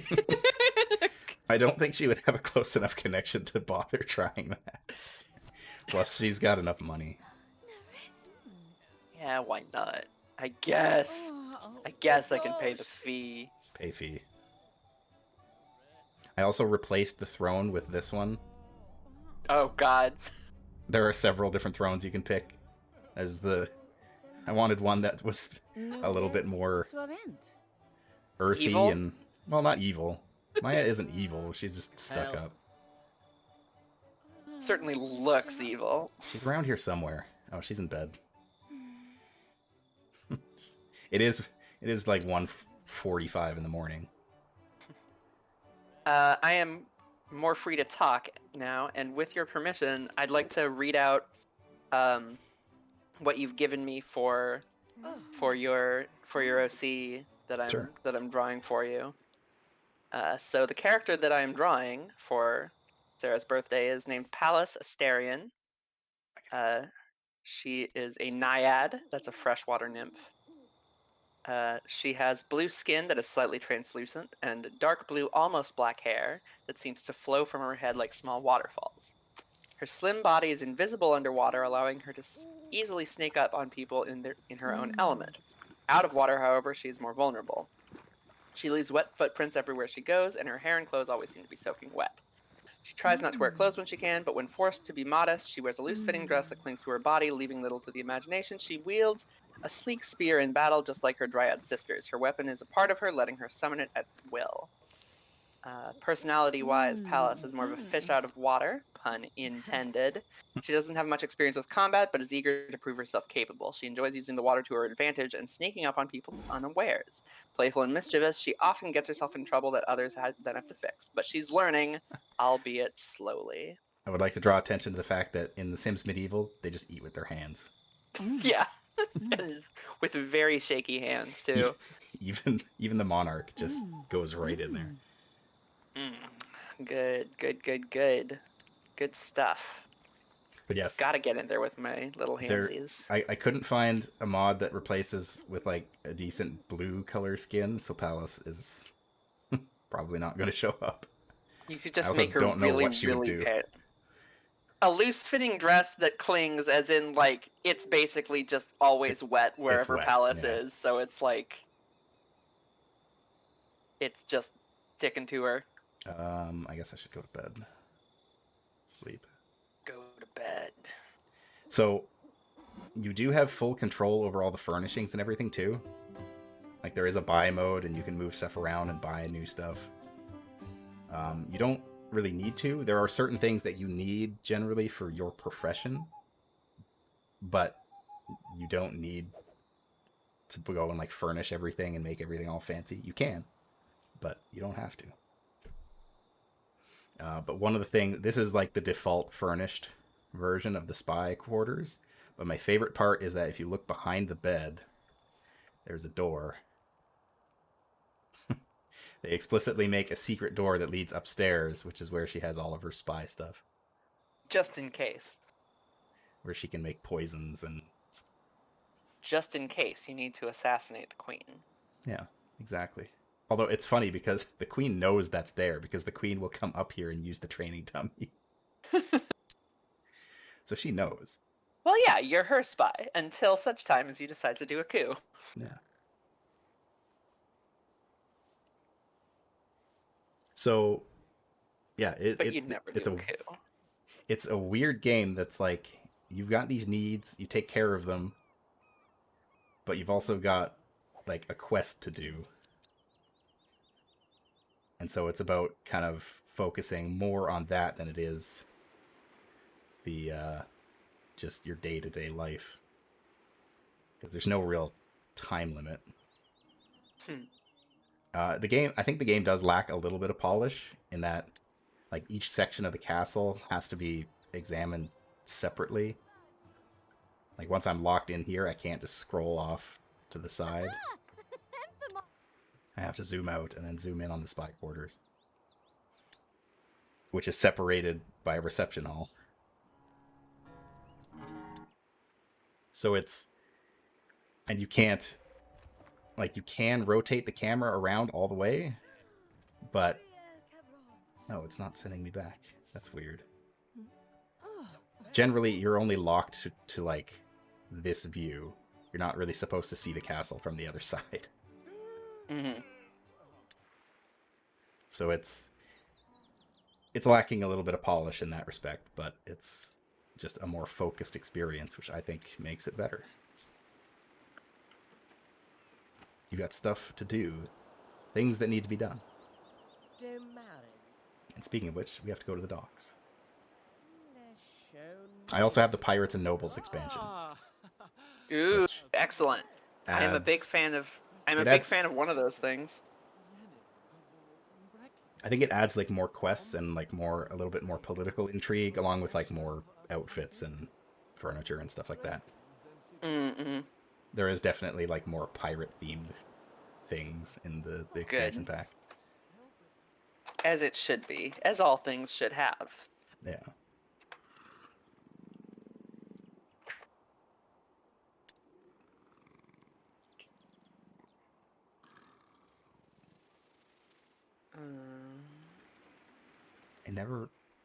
I usually see all the characters wandering around. I never see Dragoon out of his tower. He's never in there either. I don't know where he goes. When he's under AI control, I have no idea what he does or where he goes. Just doing his own thing. He just disappears. Anyway, we got to talk to Fisherman Barney and Fisherman Marlin.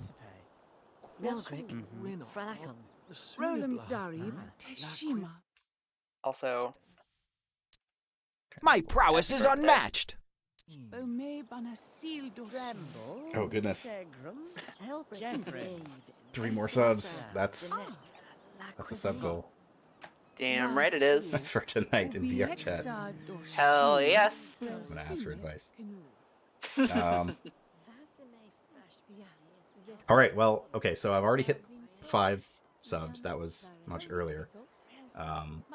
So that's I'll be role playing as a tutorial NPC in Among Us. Very excited for that. Yeah, sometimes the notifications come up that the person who bought the subs subscribed. That happened when I bought one earlier, and sometimes it's the other way around. I don't understand. Twitch is a normal website that works really well. I think it's more Streamlabs, honestly. My Streamlabs has been acting weird lately. Yeah, that might also be it. But anyway, I need to barely reinstall it. But now you've unlocked the second, or I have unlocked for you Yes. the second So, sub goal. Tonight in VR chat, I will be locked into some sort of big boobed anime girl avatar. Maybe of the chat's choice. I might go to the realm that I got my avatar from. People can And pick. you know what? I'll bite the bullet. I will also be a boobed anime girl. It's a good time. Yeah, that's definitely something that I would, like, I'll put up with it, Yeah. Not my cup of tea, anime girls, but if it's for you and your birthday, I think I can manage. The funny part is, most of those models are like better optimized than a lot of the other like VR chat models, including some like the default ones. Good. I'm very happy about that. Are they just on like the Steam Workshop, or do you have to go somewhere else for it? You have to like be in game to get avatars. Ah, excellent. But I can take you there. I can show you the world. Shining, shimmering, splendid. Okay, so They just told us to move to France. That wasn't Simlish. That was English, and they told us to move to France. I can't go to France. The squids destroyed it, Matt. I didn't actually pay attention to what either fisherman said.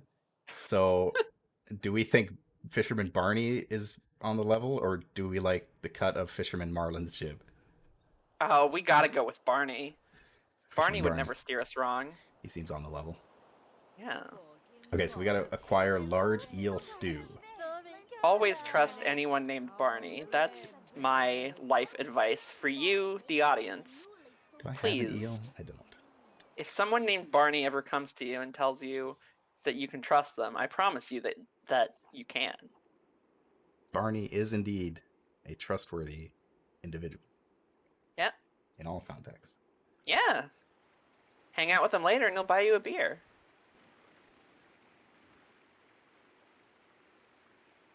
So Interrogate the pirate for war secrets. That is one of my responsibilities for the day. So my artistic process when I'm drawing a character for the first time is I try to draw them in like as normal a pose as possible to like get a feel for them and how they act. What I'm doing right now is I'm basically just copying the art that B did just as a sketch to like, because this is a very good like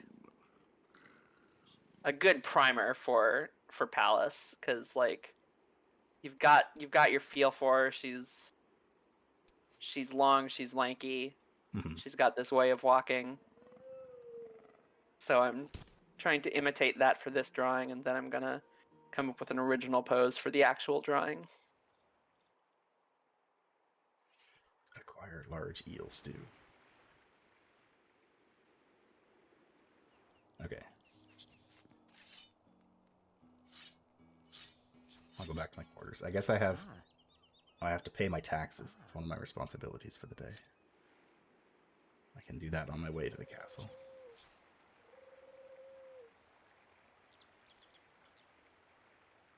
I had thought that the way that the way B was drawing this was making her invisible, but only like the parts of her that were wet, like the dress. But seeing now, it looks like she's just kind of generally a little translucent. But I might use that idea and just have like one part of her be wet and like that part's invisible when I draw mine, because I like that idea. Yeah, I never really thought about it that much, but I guess when you really kind of put it into context, it doesn't make a whole lot of sense.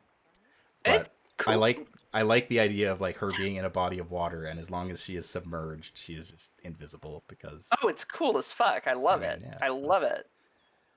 That's how Makes she me gets think her of. advantage. Makes me think of like in the this isn't something that like comes up in like any of the movies, or like I don't know how often it comes up in recent comics, but like in like Nightcrawler's original like appearances, like he could turn if he was like in shadow, he would turn invisible. Like that's Okay, like yeah. like everything except for his eyes would turn invisible in shadow. And I always thought that was the coolest thing. Wait. Pirate Thurston is in our quarters. Hello, Pirate Thurston. He is. We need to interrogate him for war secrets. You thirsting for us, Pirate Thurston? Huh? I think he is. We need an interrogation chair. Hang on. I unlocked this in an earlier mission. Also, welcome, Pio. Hi, Pio. Welcome to my kingdom. Welcome to my twisted mind. Is it in here? Welcome to my twisted birthday. That's me doing an impression of Zara because it's not my birthday.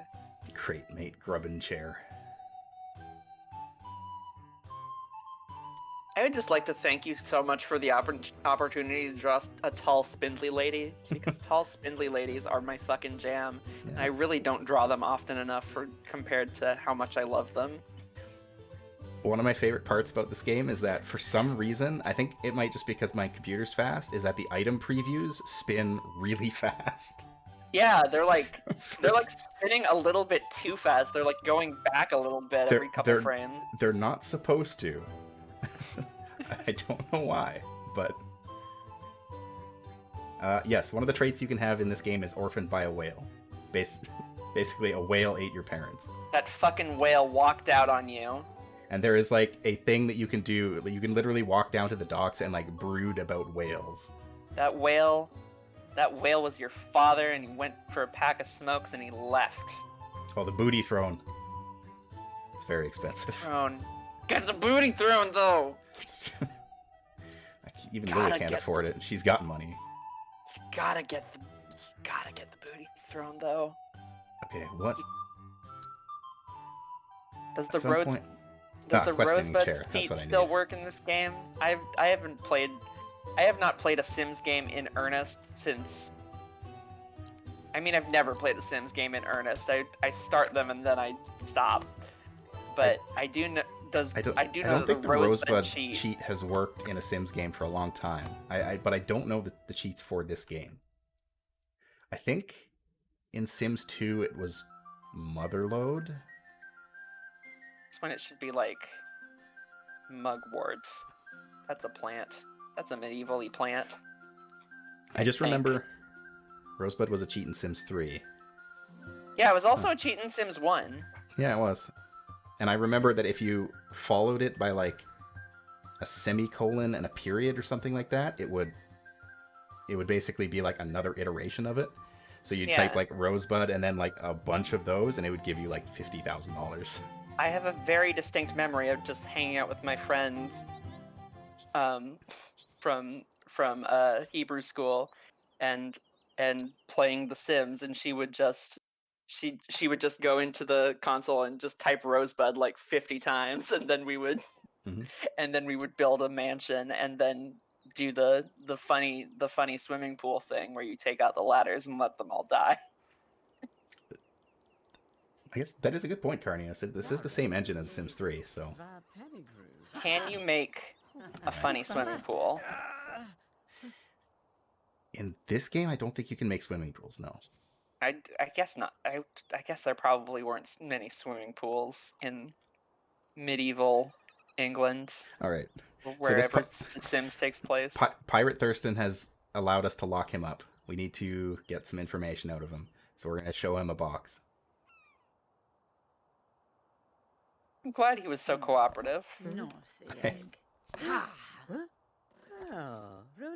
Look at the box. They let Sims leave the pool without ladders now? Absolutely just ruining everything. Disgusting. Don't they know how people have fun? This is how people have fun. Oh my god, look at him. Jesus. Look at this man's face. This is not the night he was expecting. We'll threaten him. God, it's very funny looking at B's art with my art next to it, and like it's not. I mean, obviously this is just a very rough sketch, but it's still very funny. I mean, you've got a distinct style to yourself. Yeah, so yeah. It's always funny looking at like a completed work next to a sketch. True. I hear a bird. It's a chinchilla. It's a chinchilla. We threw it at him. Oh, okay. That is one of our options, is to chinchilla attack. Chinchilla attack. You can kind of see it. It's in the cage here. It's just like a black There it is. smudge. Yeah, that's what a chinchilla looks like. Looks like a fucking dust bunny from Totoro. I'll tickle him. Man.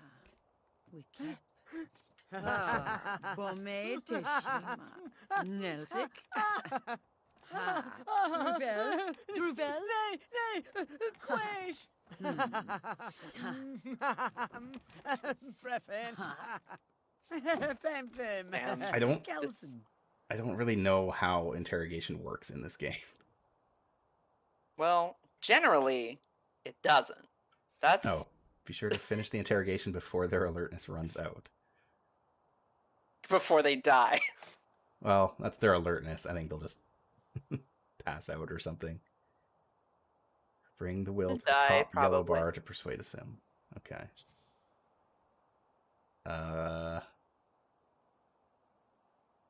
I wasn't really paying attention. Let's show him the box again and see what happens.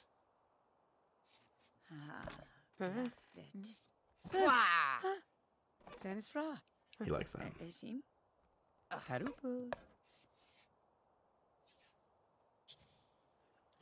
Threaten.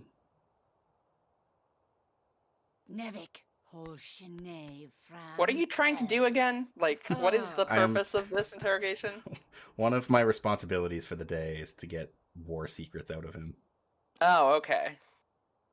For some reason, I thought that you were still fishing.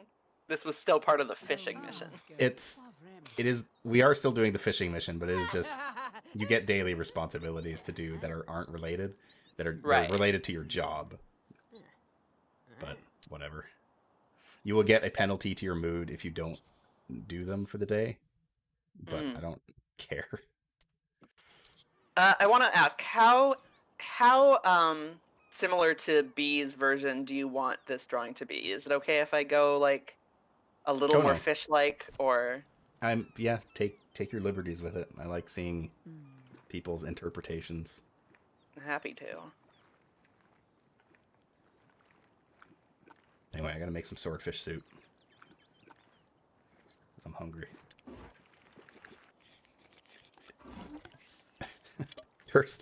Thurston literally came down from the interrogation chair, sat in my chair while I was eating, forced me to stand up and eat my soup with my Man, hand. that was a good torture session. How'd you like my war secrets? Anyways, He's got just- any grub? He's just chilling out here. God. Alright. And Sims is a good game series. He's just talking to me. Our relationship is going up. Yeah, you've grown closer as There like doesn't seem to be any penalty for torturing people in this game, weirdly enough. Maybe if I like completed it. it's listen, it's the Middle Ages. Torturing is just something that happens. You don't begrudge people over it. Okay, so to make a like- large eel stew, I need an eel, but I also need cabbage, an egg, and an onion. So I gotta go back to the store. Like Go to the shop. medieval times, that was like the purge 24/7. Like nobody begrudged anybody over it. That's how it works. Something like that. You can basically play like your monarch as like a despot. 'Cause Okay.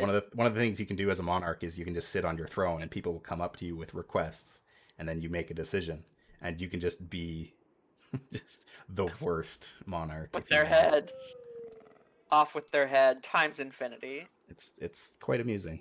And there is actually like a reaction to it too. Like you'll have a stat where the people will like you less.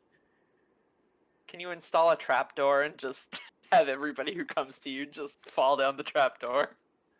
I don't think so. I think you can just like arrest people with impunity though. Like you can just walk up to somebody, mark them for arrest, and then the jailer will come and get them and put them in the stocks. Sir, your vibes are rancid. You can also just To you can the just dungeon duel with anyone you. that you want. Even better. There's no death. Well, Yeah, I guess course. there is death in the game, but it's hard to actually die unless it's scripted. I No think the spy can execution. duel people too. Yeah, duel that lady. Yeah, I can challenge to a duel to the death. Ooh, Ooh, I there stand you go. corrected. I guess she can pickpocket as well. Threaten for money. Do every single one of those right now. I demand it. Lily is level 4, so she's... Oh, I can just fist fight her because I'm cruel. Let's do that. Just fucking clock her in the face. Well, because her cruel trait means she gets a focus penalty if she's got pent-up anger. So she has to, like, go and, like, be mean to somebody or fight them or something like that. I love that. That's really funny. So we're gonna go and fight this lady, Shady Nareen. Well, yeah, she's shady. You gotta... She's been around in the village the whole game, and I have no idea what her deal is. So we're just gonna... Oh my god!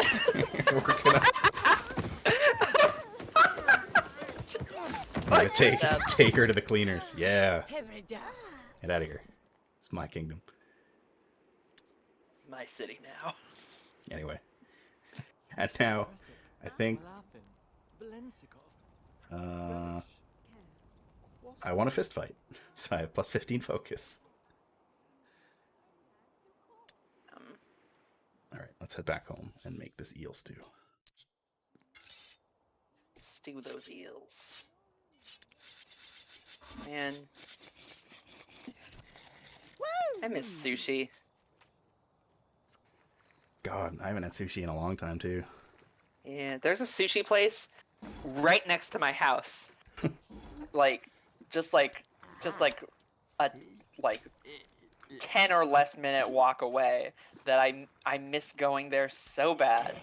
Like couple months before the pandemic, I had a steady paycheck and I could just go there like at the end of the week and just be like, oh, I'm just gonna gorge myself on sushi every week, and it was the best. And now I just miss it so bad, and I'm very excited to be able to have sushi again someday soon. Yeah. All right, we've put the eel stew in our inventory. Go give it to Fisherman Barney.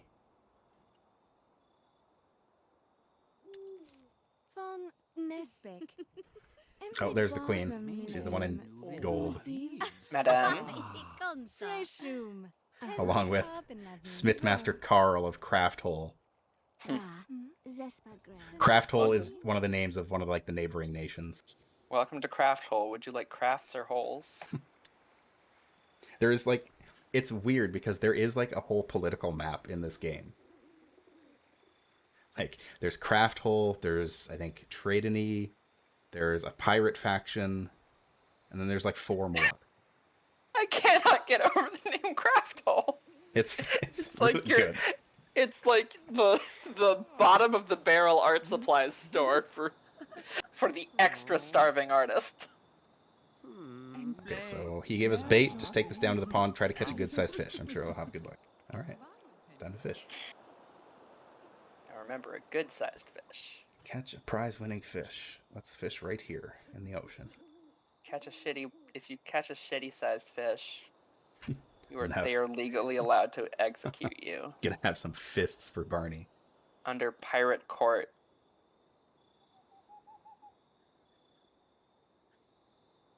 Lily also has a ton of plants in her inventory because one of my previous quests, I needed to brew a poison, and I couldn't remember what the ingredients were. So I was just like, I'll just get some of everything. I mean, you know, in character.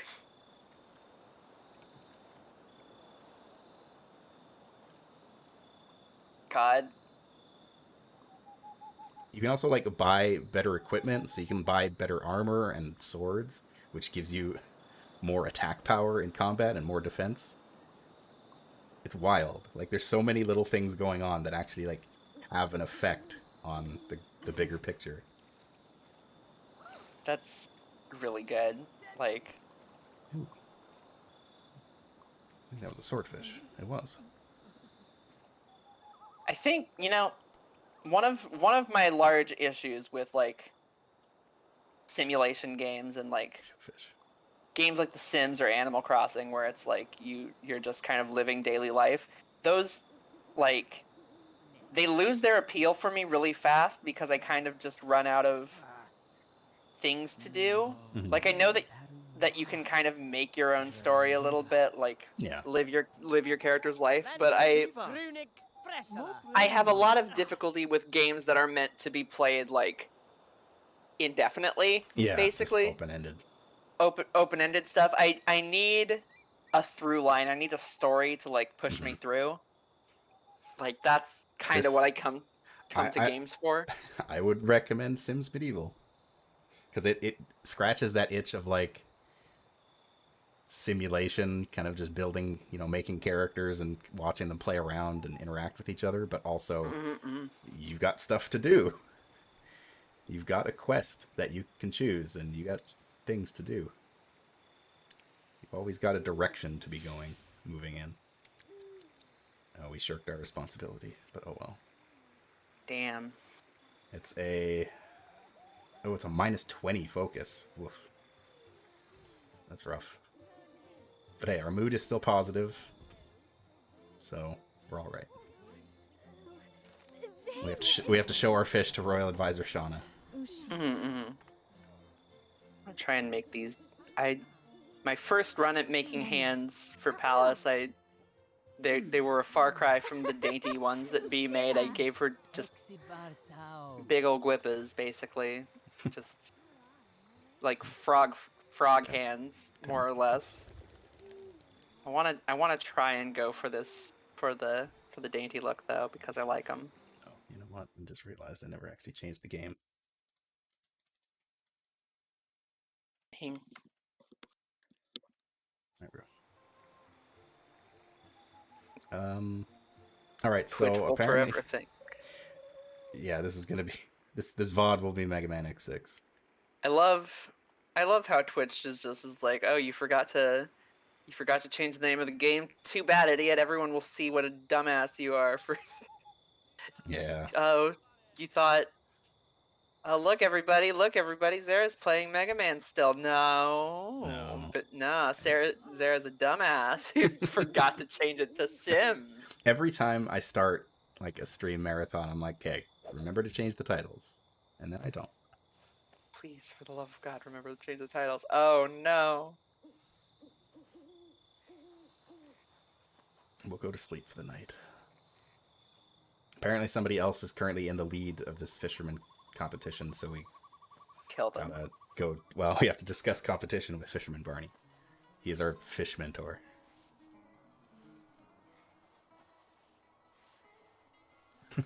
There are some Dark Souls swords on this weapon rack. Yeah, look at that. They're a little big. It's like almost a Final Fantasy sword there. Let's make some food. What should we eat for breakfast? Let's cook up that swordfish we just caught. Ah, swordfish. Swordfish is really good. Have you ever had swordfish? I've never actually had swordfish. It's very tasty. It comes in you can get it in like steak form. It's like, Oh, there's my boy. There he is. Look at how sad he looks. Sitting in front of his porch. Not even gonna take off your gloves? Nope.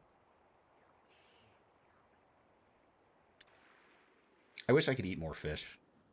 No? Living as inland as I do, it's not really a Yeah, big I option. guess Yeah, I guess as a person who lives in a coastal city, Yeah. like I kind of take for granted how much fish I have access to in my daily life. It sucks because when I lived in Vancouver, I always seemed to live with people that like were either allergic to seafood or didn't like seafood. Ah, So that it was sucks. like I didn't really get to expand my palate very much. I always wanted to go to because there was always a thing in Richmond called the Richmond Night Market, and you go there and it's just like this big night market. There's all kinds of like snacks and food, and it's just this big kind of festival thing that goes on for like a week or something like that. And I never did get to go to one, but I regret it now. I'm gonna be having fish tonight. Actually, gonna have salmon. Oh, that actually reminds me. I need to step away for 1 second. I will be back. All right.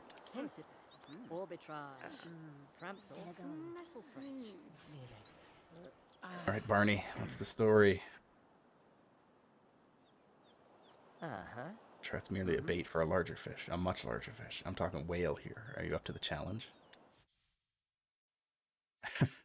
Maybe whale hunting? Let's do it. That's insane. Going back to Fisherman Marlin.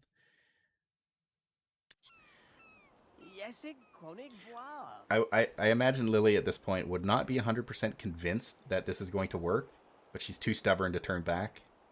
So she is. Lily's going whale hunting. Acquire a whaling harpoon. Well, back to the village shop. With 2 P's and an E. The Shopee. Speed up.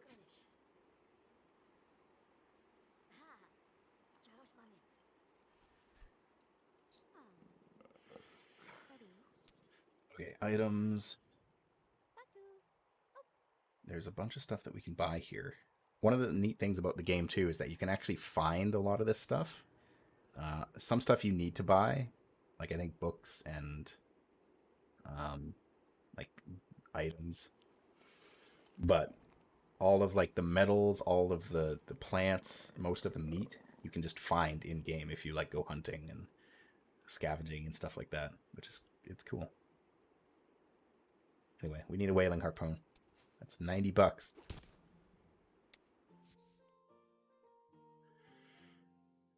Oh, and we got a random event. While moving through the village, Under Spy Lily almost tripped over an old toothless beggar sitting on a pile of filthy rags. The beggar looked up meekly from his one good eye and extended his bony arm, a cracked wooden cup clenched in his claws. Alms for the poor, he groaned. We can help him or shove him aside.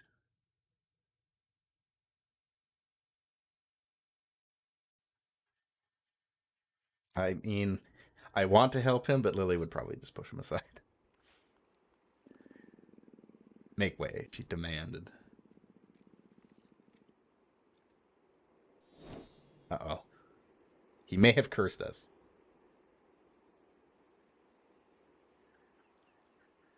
Not sure yet, but she may have cursed us. Who is this?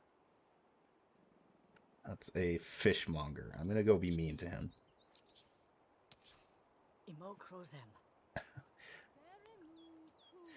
I got pent up anger, so I'm gonna go be mean to this fishmonger.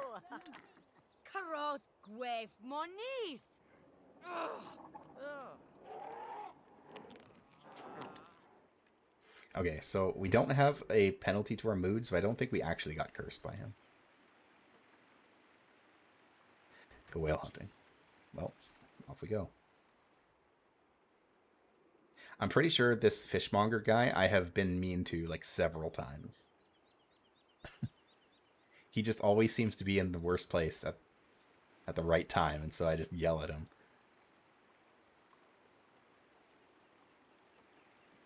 What kind of responsibilities do we have? Make a secret job. Pickpocket the pirate after drinking ethereal elixir. Weirdly specific.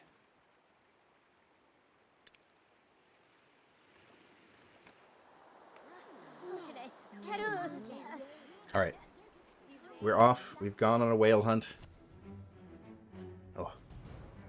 The skies grew stormy and the seas rough as soon as Underspy Lily's ship left port. She knew this would be a perilous journey one way or another.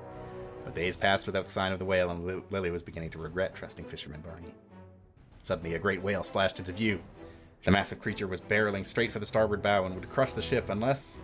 Underspy Lily leapt into action. She raced to the railing, took aim with her harpoon, and readied to throw. Did it work? Yes. Slain whale. Alright. We killed a whale. Let's go tell Royal Advisory Sean. Shauna. She needs to hear about this. We gotta win this fishing competition by slaying a whale.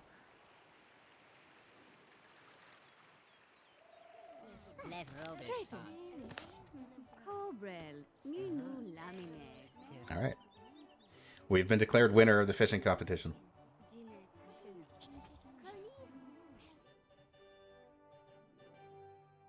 Which Congratulations. means the quest is complete. Lily is now level 5. Good job.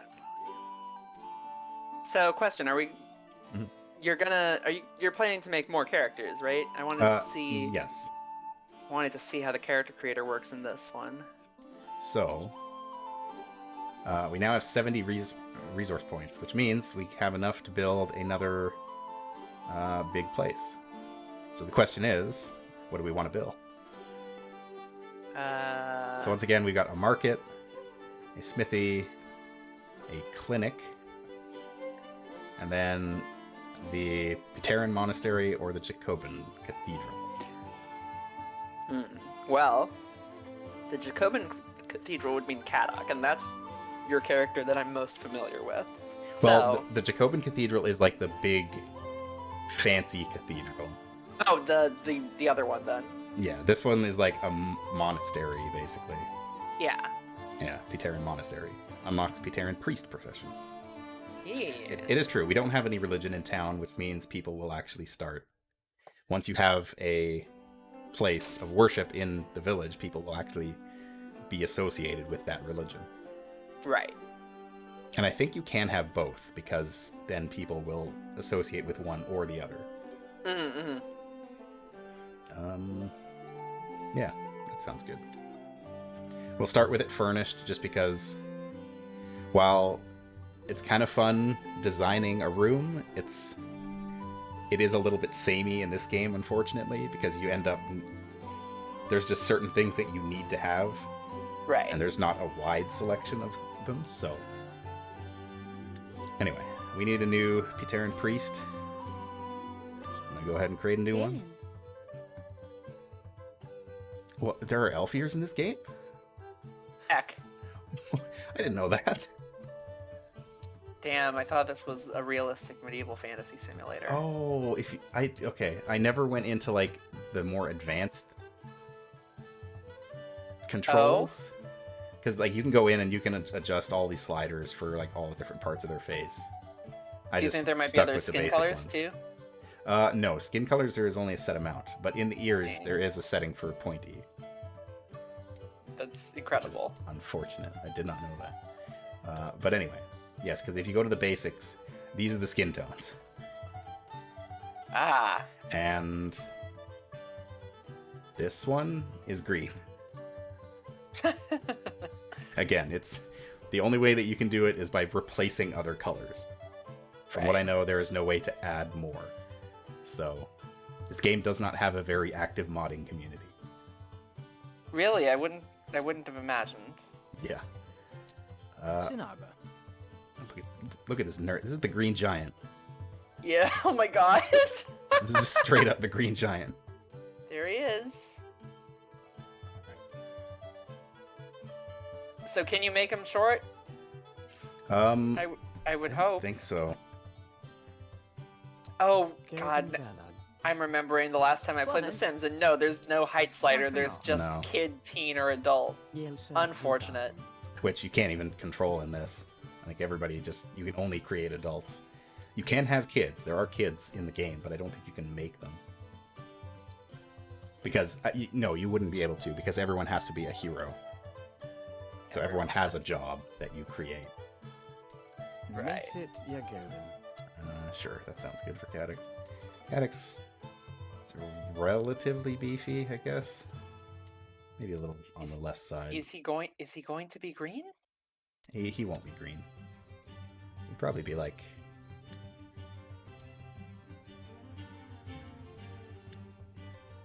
That's green. Yeah, that looks pretty good for Caddock. How did you make this? How did you make this mouth look so good? Some of the features are weirdly good. Others not so much. Caddock, you can't have elf ears. Caddock, you're not allowed to have elf ears.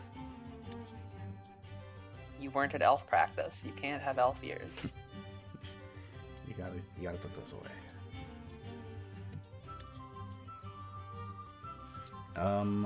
So there is a bald option. I don't want that. I don't know if they have anything else that's really suitable for him. I could give him the monk. That looks Classic. pretty good for him, I think. The classic monk.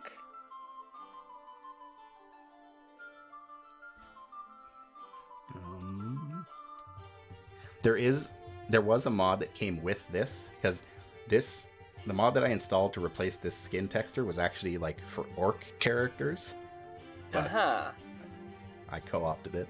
There was another one for blue skin, but it was like Dunmer skin color from like Elder Scrolls, so it was like a really dark blue. Right. Which I don't think would look quite right. Mm.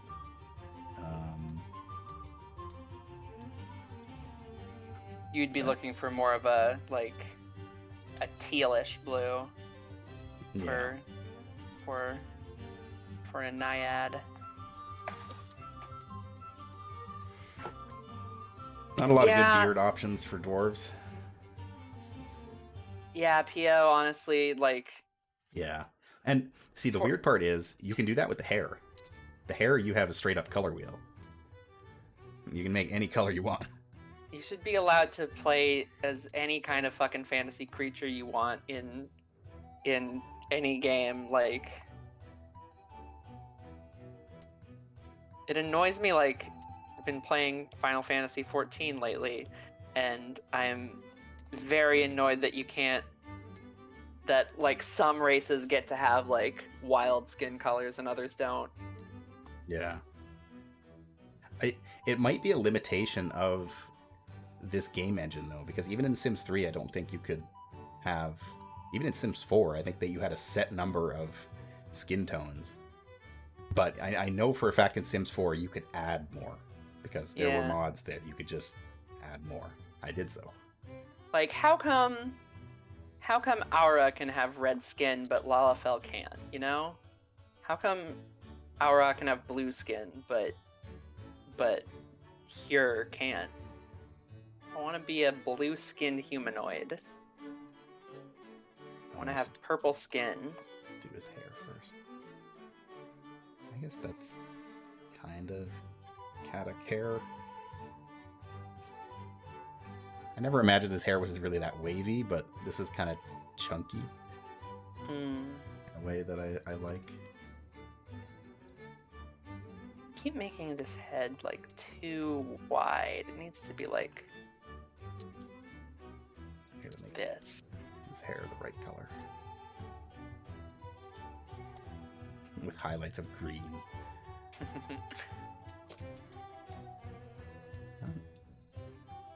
don't think his hair was that red. Like a auburn. Yeah, there we go. His beard will be the same color.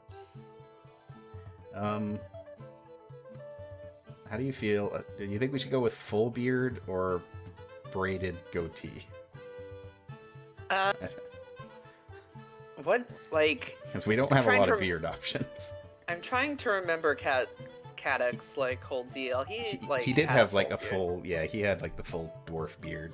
I think But he the had some braided braids. goatee does have a certain style to it, which is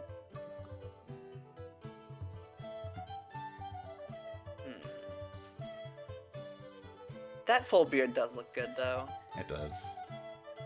Dragoon also has a full beard, but it's like light blonde.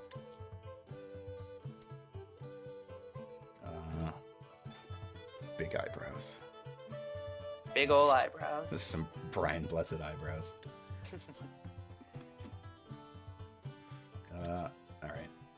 So, yeah, I won't fuss too much about like the facial details because you can go into a ridiculous amount of detail and sculpt the character to your whim, but I'm just gonna stick with the presets.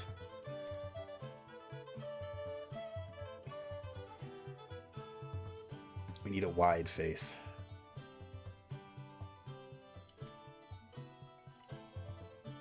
That looks pretty good.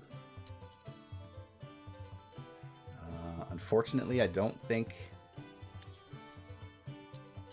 There's no blindfold. Unfortunate. Anything resembling one, like some particularly chunky glasses? I guess glasses, not likely. No. I think these are the only hats that we have access to. Well, It is a much more limited create-a-sim than in the previous games. This is just post regaining his sight. Simple as that. Oh, yeah, actually, I could do that.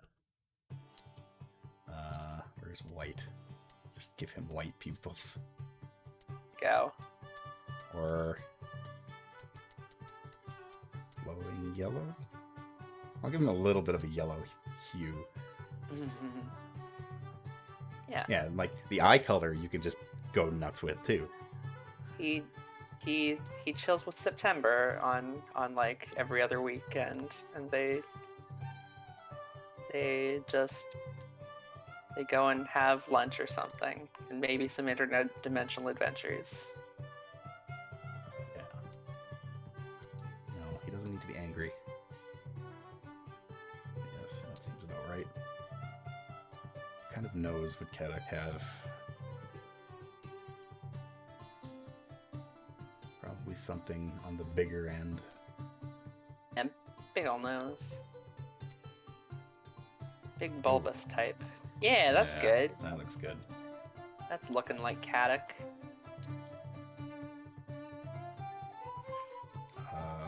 Lips. Just Can't really see them, so sure. Eyeshadow. purple. Excellent. I think maybe give a little bit of like the golden to see what it Yeah. looks It gives the illusion of the glowing eyes. like. Eyeliner. I like that. The eyeliner might be a bit much. Blush, lipstick. I do appreciate the fact that like all the default choices for the makeup are like one color. I appreciate this game lets you just give men makeup. Yeah. The lipstick, you got 2 colors by default. That's it. Damn it. Less good. Just I'll give him shiny give me lips. give me purple lips. I want to make. Oh, you can. You can still customize the color as much as you want, but the default colors are like 2. Okay, thank God. Is medieval times. But if you want to go nuts. This also ports over the Sims 3 version of like the create a style. So cool. You can actually go in and customize all the colors of the outfit. Oh, that's good. Like each individual piece. It's pretty cool. Which is how I ended up getting like the color schemes of my characters. That's excellent. Alright, so a Pteran priest doesn't have much for clothing options. We got robe. This is God, this is just a pirate. that's certainly something. That other robe or other robe. I do like this one, but the hair clips in the back. Oh, that's unfortunate. Maybe I'll give him shorter hair. But yeah, the basic robe more or less fits what Kadok's look from what I've seen of him. Yeah, I'll give him the short. I think he had short hair anyway. Yeah. Okay. Yeah, I like that robe. What I'm going color? to say this drawing is probably not going to be ready by the end of your birthday, probably. That's quite alright. I am very much in that mode where I'm not liking anything that I'm drawing. So I need to just keep working on it until I'm satisfied, and that could take a little bit. Take your time. There's no rush. What was Caddick's color scheme? Purple was definitely something I remember. Go like a faded purple. I think there was some like reddish browns in there too. Yeah. Some grays, as I recall, too. Like, just pure black. A color that probably could not have existed in medieval times.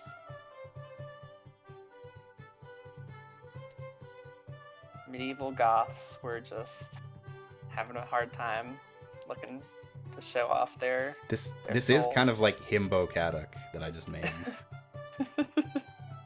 He is a little Tall and large. muscular. Yeah. I just imagine the same proportions, but like half the size Yeah. and a longer beard. Burgundy, dark blue, gray, and silver. Okay. So maybe I'll go with a darker blue. I'm always impressed with myself when I can complete a drawing on the same day that I start it. I did that for someone else's birthday recently, but I don't know if I have it in me for this one. It is a talent for sure. Yeah. I am the kind of person that if I like start something like that, like a drawing, I will start it, or I will have a really hard time getting started. But then once I start, I'll like just do the whole thing. Then maybe Every come so back often, and do some touch-ups. every so often I will get into that zone and I will be very proud of myself, but usually it can take me days to weeks to finish a single drawing. All right. I'm happy with that Caddock. Tu les vas? Oh, we didn't pick his traits. Of course. Oh. We don't have a huge selection of traits, not as much as the normal Sims games, but we still have a bunch. So what do we got? We got adventurous, call of the sea, chivalrous, creative cook, dedicated, earthy, eloquent, entitled, evil, excitable, friendly, fun-loving, good, greedy, haggler, hopeful orphan. Oh well, yeah, obviously. There you go. Jokester, loves family, scholarly, solitary. Once again, every one of our characters in that campaign was a fucking orphan It's somehow, true. without us even trying for that to happen. Unkempt vein and wail ate my parents. Wait, can you do whale eat my parents instead? Maybe hopeful. Maybe the hopeful part of hopeful orphan is more important for Caddock. Yeah, I'd never really determined. Well, I guess no, because a whale didn't eat his parents because his dad was still alive. His dad was a horrible thing. What a jerk. What else was Caddock? Eloquent? Chivalrous? What is chivalrous? They're kind, courteous, and loyally adhere to the noble idea of courtly love. Adventurous. Thrill seekers and love to go out on expeditions. The more dangerous, the better. Good trait to have in your local clergy. He was adventurous. That's the reason why he wasn't a Yeah. very good monk.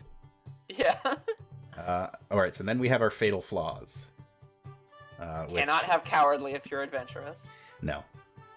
So we got bloodthirsty, compulsive gambler, cruel, cursed, drunkard, fool, glutton, guild enemy, hubris, insecure, insomniac, licentious, misanthrope, morose, puny, uncouth, and a weak constitution. I mean, he did not have a probably weak not. constitution. He put up with he put up with some punishment. His constitution was literally like 26 by the end of the campaign. Yeah, all that getting knocked through walls and hit by lightning will do that too. Yeah, that is true. He got used as a football once. It wasn't really a drunkard. One of my finest moments. That was pretty good. I will always remember that. That race. It was a good time. Someone is bloodthirsty. Someone is bloodthirsty. No, I was gonna make Lily bloodthirsty, but I made her cruel instead. She's not really overly violent. She's just... Would cursed make sense for Kadok? That's kind of what I'm leaning toward. I think somebody else is cursed in the village, but I don't remember who. Oh, Allie. Allie is cursed. There's no monopoly on curses. It's true. Nothing else really fits. I don't really know what guild enemy is. I think it just increases prices in the shop. Are we not all cursed? A little bit?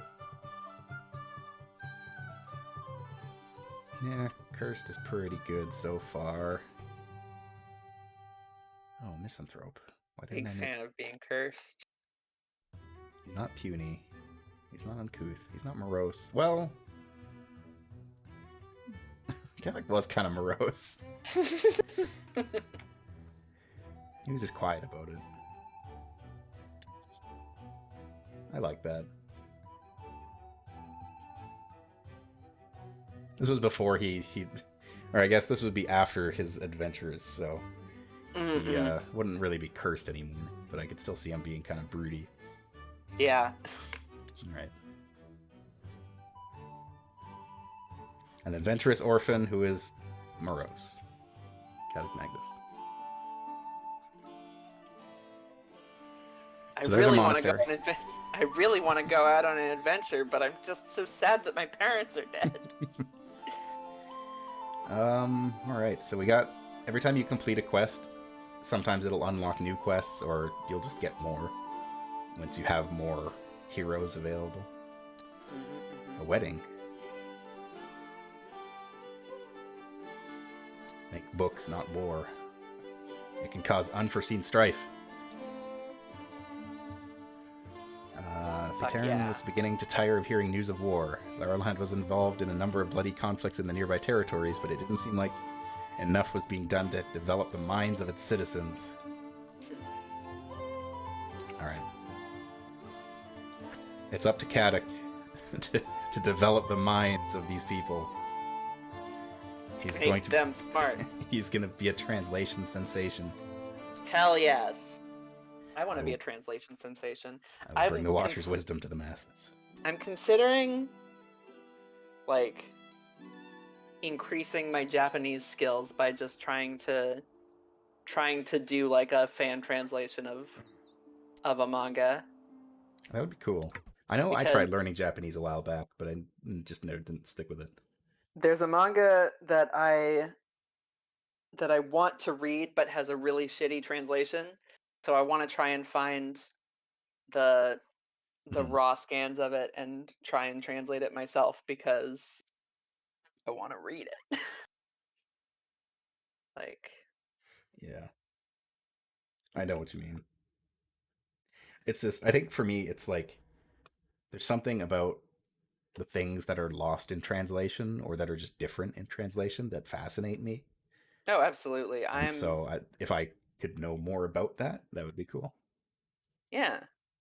That's what I'm basically always looking for is, like, linguistics has been a passion of mine for many years now, and I'm trying to... I want to be better at it. So I told Kadok to pray, This is There apparently he what is. he's doing. Hey, buddy. Potter Ned. So I don't think I've ever played with a Pateran monastery before. Mm-hmm. I've played with the Jacobin Cathedral. But I don't think I've ever played with these guys, so I don't really know what their deal is. Probably very similar, but in a less oppressive way. I think the general idea is that the Pateran religion is like, I'm pretty sure they worship, it's like different branches of Christianity, basically. More or less. Like they both kind of worship the same gods, but the Paterans are like doing it in a more wholesome way, whereas the Jacobins are like fire and brimstone Catholics. Right.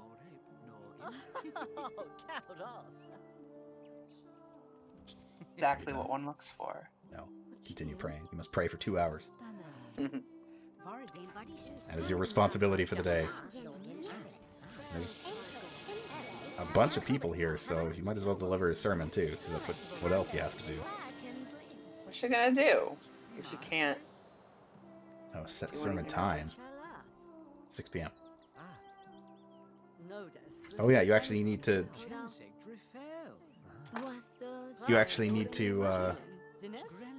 set your sermon time, and then people will come at that time, which is fun. Steam tells you it's Bruce Wayne's birthday as well. Damn. I think, Happy birthday. I'm pretty sure I share a birthday with Copernicus too. I remember Happy reading that birthday. somewhere. As well as my uncle. My uncle and I have the exact same birthday. Okay, so Kadok's a bit hungry. We'll make him some food. We don't have anything in our inventory, so all we can make is gruel.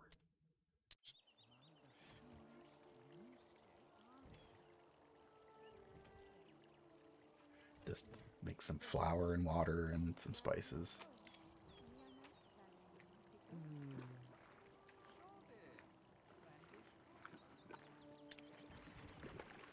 Go ahead and speed through that. Speed through the eating. Gotta eat your gruel.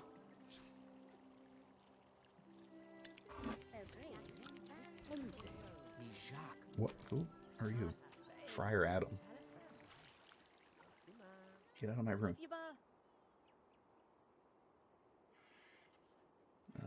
Okay, what do I need to do? I gotta go meet the wounded soldier at the town square.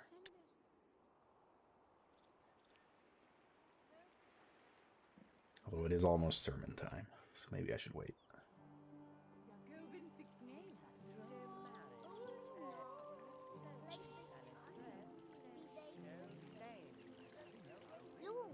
I'll be back in 1 second.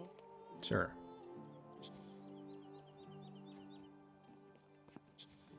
This kid.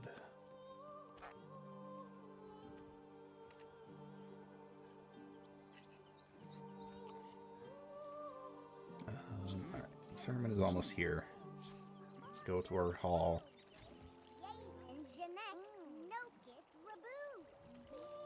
We will deliver our basic sermon for the day.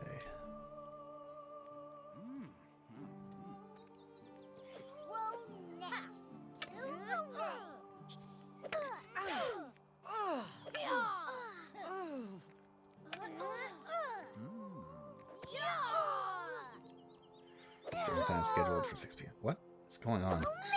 Oh, these kids are sword fighting with wooden swords.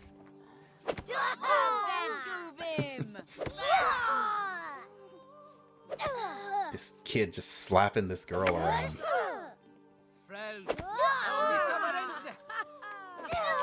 People are really into it. Alright, time to give sermon.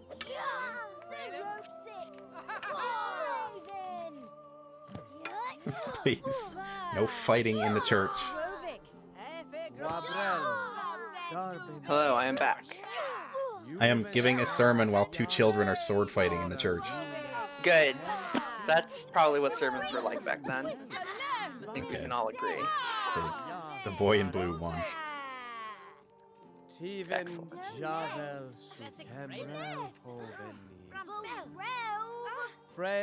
Okay, now everyone has calmed down.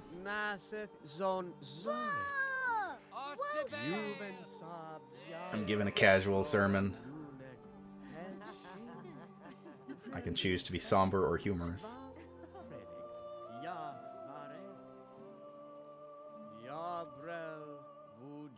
I'll keep people.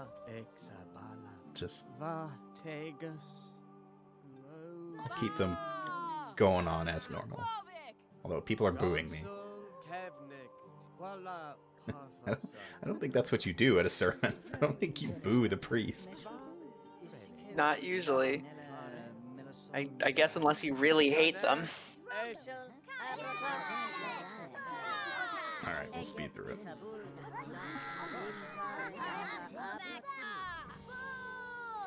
Brother Caddick's sermon was well received by the congregation, and the church received $72 in donations. Hooray.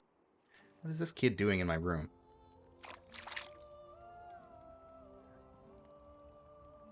He's washing his hands. Okay, fine. All right.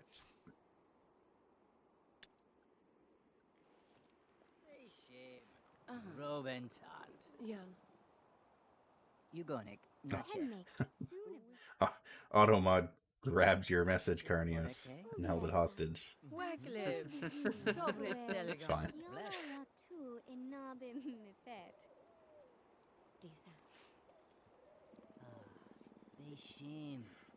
Where's this wounded soldier? Soldier Eunice.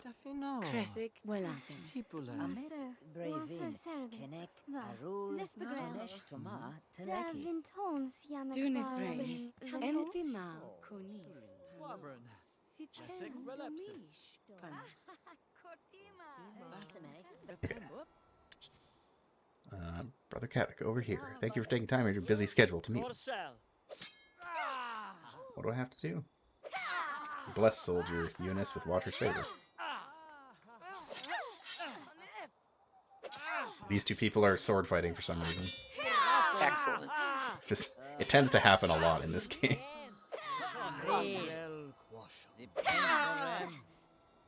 Alright. She has so been blessed. She has a book that she wants to give us, unlike any other book I've seen before. Let's get this strange book. Mysterious book. Mystery book.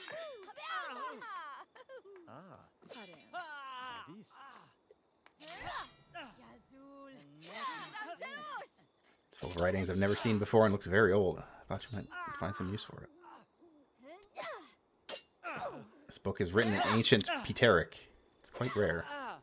Ah, damn, the ancient Pterics. We gotta read it. I believe.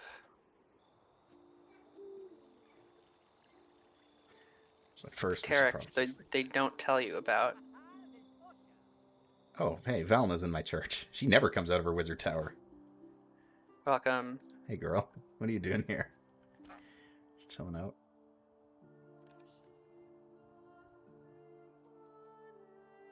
Alright, she seems pretty content.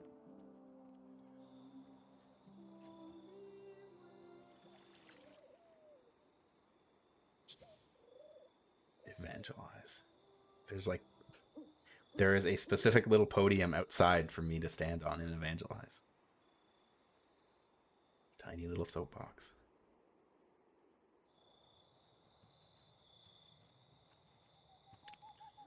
Alright, Caddick, go to sleep.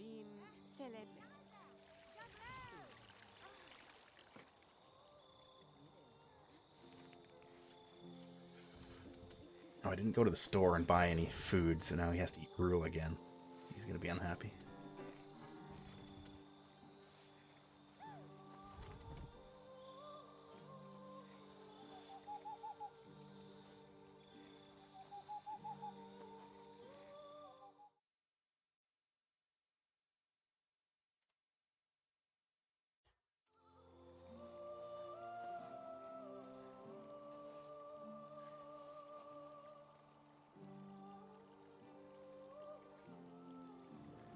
Come on, Caddick, get up.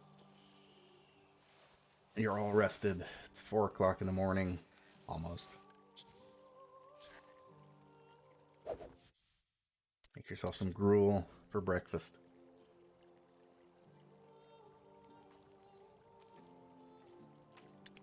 We don't need to watch this. My main complaint about the food in this game is that all of the prepared food looks the same. It's just like this green stew in a bowl. Yeah, that seems like an issue. Which, I mean, that's probably what a lot of stuff looked like, but if you're gonna have recipes that involve, like, multiple vegetables and meats and stuff, change it up a little. Like, if they took the Sims 4 engine and made this game again and just polished it up some more, it would be amazing. Yeah. Especially if they gave, like, different kingdom layouts, because unfortunately, like, the layout of the kingdom as it is all that you ever get. So all the buildings are built in the same spots. You can furnish them differently, you know, customize them a bit, but the buildings themselves will always be built in these spots. Yeah. Which is a little lame. It'd be nice to have a little more control over that.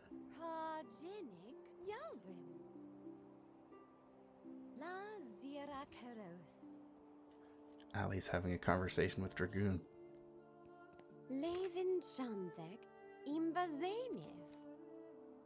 I guess the chapel was the place to build to have people show up.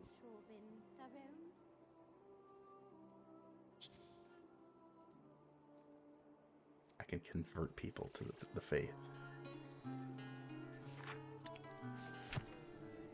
Alright. Gotta find a way to make copies of this book so I can distribute the wise teachings within. What do I need?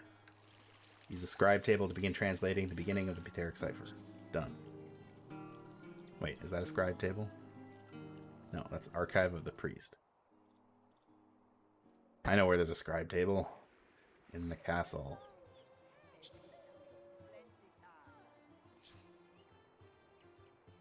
I'll just borrow the queen's scribe table. It's fine, she's sleeping. Ooh, who's this? Druidess Amelia. Just an elf in there. There's so many random NPCs in this game. They're just chilling. Just chilling. I also don't know how randomized the characters are, but it feels like about 2/3 of the character, like all the people in this village are female. Like, I think all the guards are female.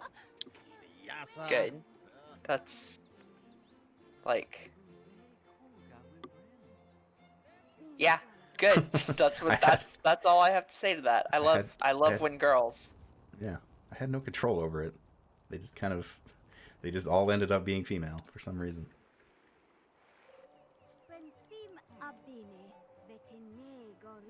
Raimundo the villager. Raymond? Oh. This guy's always the same, Buildmaster. I think he has a different name, the Buildmaster, but he always has this model.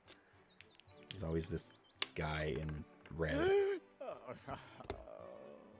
who is playing a game by himself and losing, apparently.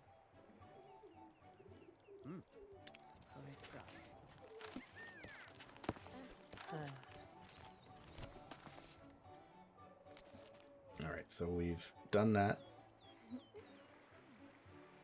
Tell Acolyte Draco he will be doing calligraphy. Who?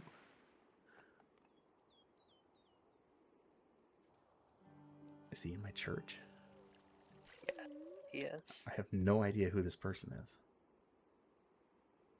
Well, what else do I have to do? Translate the middle chapter. Obtain 3 bottles of ink. Well, let's go do that.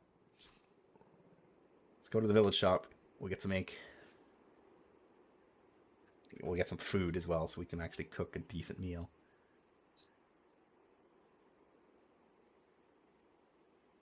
I also like that the basic blacksmith's hammer is made of cruddium.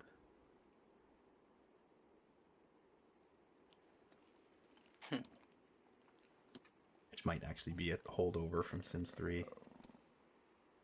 Bottle of ink.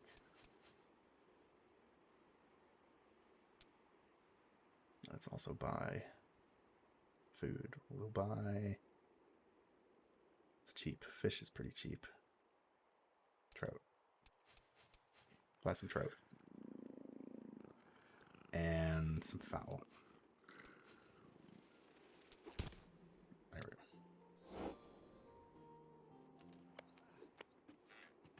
Paper is expensive. Perhaps I can solicit donations from my fellow Paterans. Ask around for donations of paper. Oh, there's Acolyte Draco.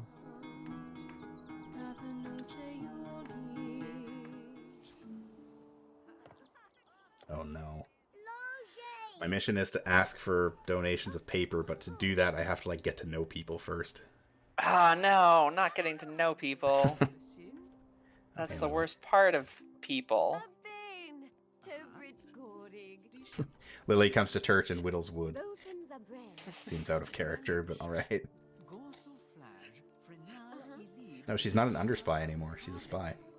Hell yeah. Proper She's spy. been promoted.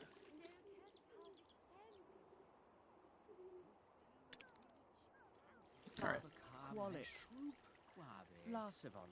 Draco is going to be doing calligraphy.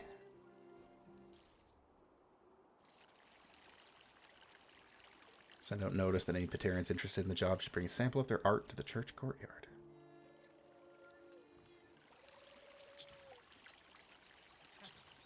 God. Let's see if Lily has any paper. Oh, I can't. Okay, fine. I don't think she's Pateran. Let's get to know Friar Adam. Not a pterodactyl. Oh, the Druidess. She's here.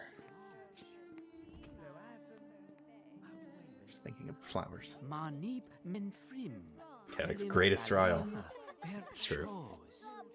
I don't think Caddock really had much problem with social situations. I think that's more of a me issue.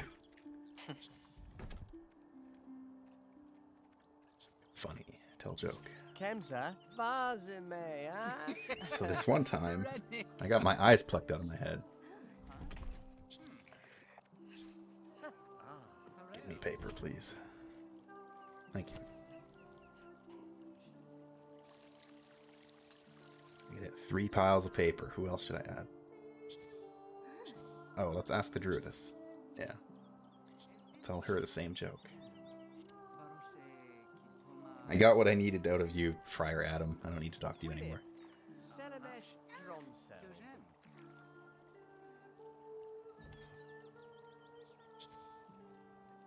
Hoven, Karu, then, Nelvu.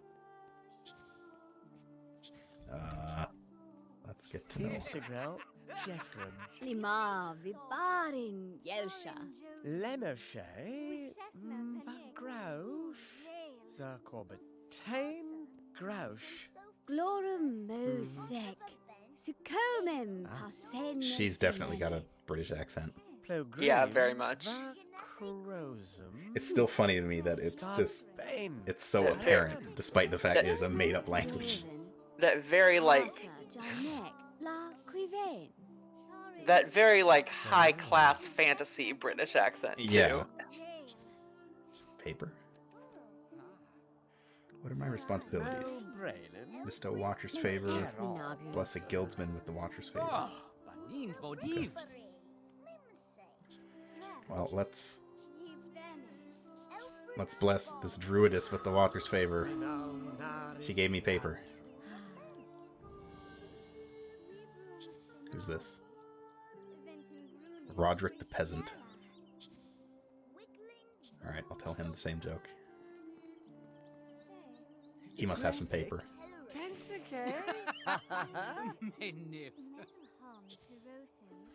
Friendly, get to know. Friendly get to know. If you ever That's want my to get name. paper from people, tell them a joke, get to know them, and they'll give you paper. Give me paper. Give me paper.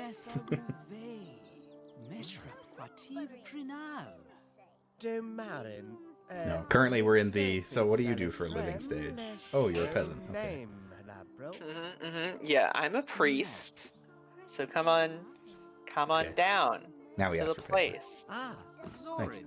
Dojum. Getting paper. I just happen to have a bunch of paper on me right now. Here, take it.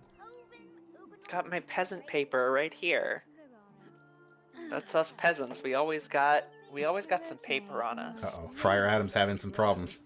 Friar Adam, no, he's thinking about books. He's having an He's issue. thinking Okay. about books. Okay.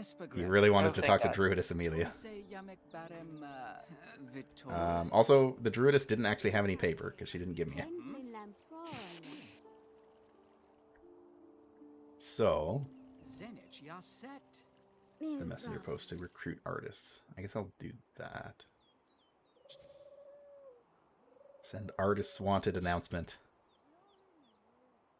Hear that, Twitter? I'm transcribing this book, ancient book. I need artists. Got some illuminated manuscripts. Do you do those? You do those on commission? Yeah. It can get you exposure. Hang on, I for- gotta send a tweet. I mean, literally. This is a bird. Jumpers. There it goes. Wait for applicants to arrive. Who else has paper? What is wrong, kid? Who are you? Farm wife Alicia. Don't leave yet. I gotta tell you this joke. Oh, she lost all her paper in an unfortunate whaling incident. The Druidess has led an exciting life. Sudablar, Yarset. What is with the bloom out here? The Cobra. Tirelsha, the Walsham. Something about this fountain is just radiant. Ton. Paper. Quatev Meshrup. Conim. All of her paper was stolen by bandits just the other day. Fucking paper bandits. Who has paper? Potter Ned. You gotta have paper. Stop The talking one to that thing, kid. the one thing that can be our one solace is that their fingers are covered in tiny little cuts. It's true. I had an idea for like a silly little monster movie once that was just about it, where the monster was just a piece of paper that would just cut people to death very slowly. Like, Yeah. I came up with a very deliberately silly story for it, where it's like there was this genetically engineered pen that the government developed, and some kid got a hold of it and was really angry and drew an angry face on a piece of paper, and it came to life and just started cutting people. I mean, I remember a 13th Age game that Wordsy ran a long time ago in which we fought a paper dragon. Good. It We killed one of basically- the characters. We came up with all sorts of just really dumb jokes, like how will we beat the paper? We'll throw rocks at it. But the paper would keep covering the rock. Yeah. Paper beats rock. And then they'd be like, well, how about scissors? They'd be like, no, you can't run with scissors. It's dangerous. That is pretty good. There was gonna be like a scene where they walk into a room and the walls are covered in manila envelopes and somebody's just like, it's breeding. Oh no. Oh, I want to make that movie someday. It's just a very silly idea. It is a very silly idea.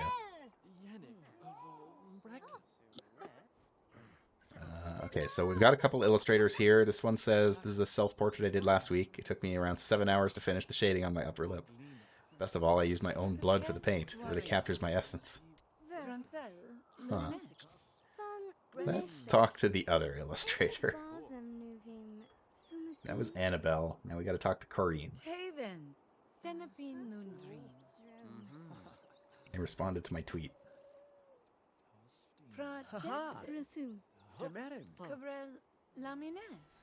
I consider this my masterpiece. She drew a picture of the pit beast wearing a helmet and riding a unicorn. A little odd, but she has a strong imagination. We're probably gonna have to choose between them. Oh, there's another one. Illustrator Cameron.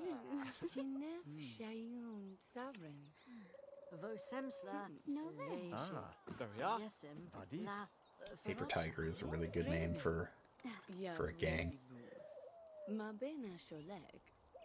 I call this piece The Torment of Existence Weighed Against the Horror of Non-Being. It's a still life of a chamber pot with an apple next to it. I'm not sure I get it, but it seems to have a handle on existential themes.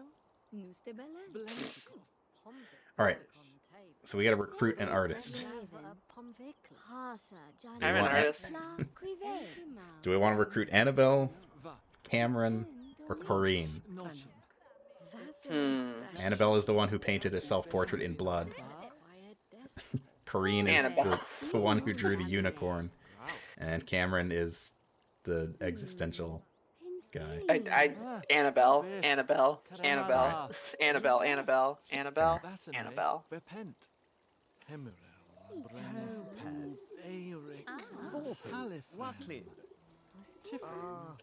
That's the kind of energy I want to bring to this. I would love to help, but first you must help Damien, my pet squirrel. He fell into a pot of boiling water I was using to make stone soup. He was badly burned and lost all his fur. Will you pray for him? Yes, please. Anything to get this blood lady on our team. Gotta pray with our illustrator.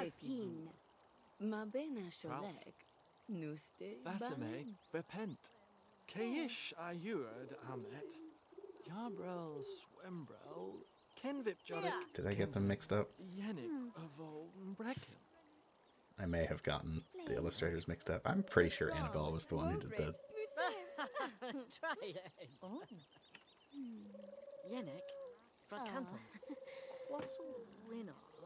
Sunibla. La quiv. Bravins and Sibloof. Washim Waklem. Woben. Ah, Jesse. Alright, we prayed for Damien. She will illustrate our book for free for our kind deed. I gotta find a bookbinder. First I need to eat because I am very hungry. Walafim. Pasa. Yoven. Divan. What?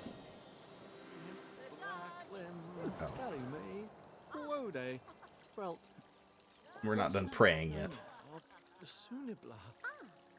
Blessed guildsman with the Watcher's favor. I don't know who a guildsman is.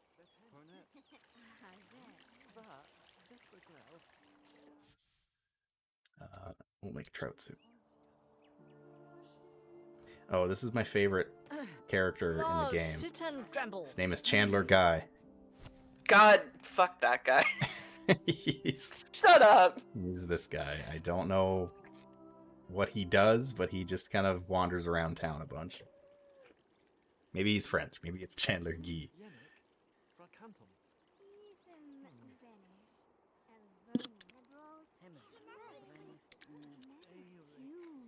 But in any event, he kind of sucks.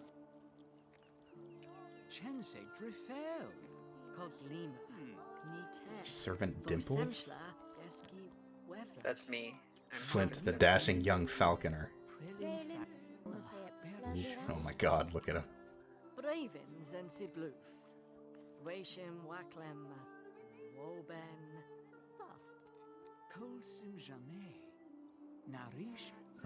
Okay, so we ate. We're kind of tired. We gotta talk to somebody.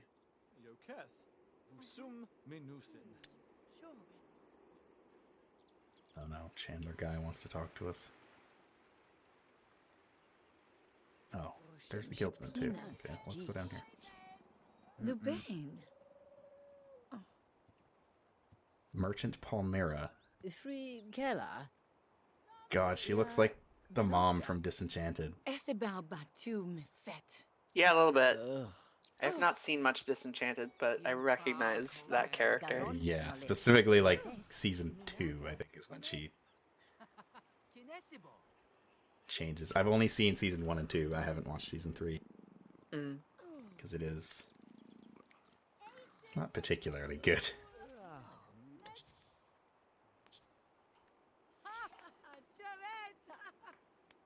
I will give her Watcher's favor. I will recruit Bookbinder David.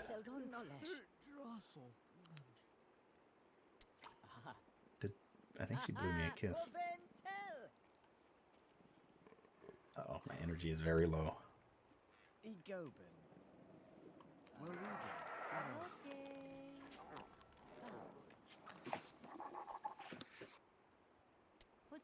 Okay, so we got a bookbinder. All we got to do is finish transcribing it. Advocate the Guild Consortium. Oh god, the Watcher. Wait, that's not the Watcher. I'm the Watcher.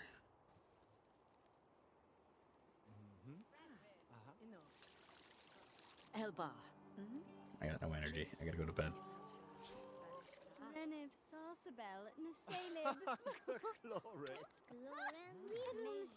I also totally missed my sermon time, but I don't think it matters.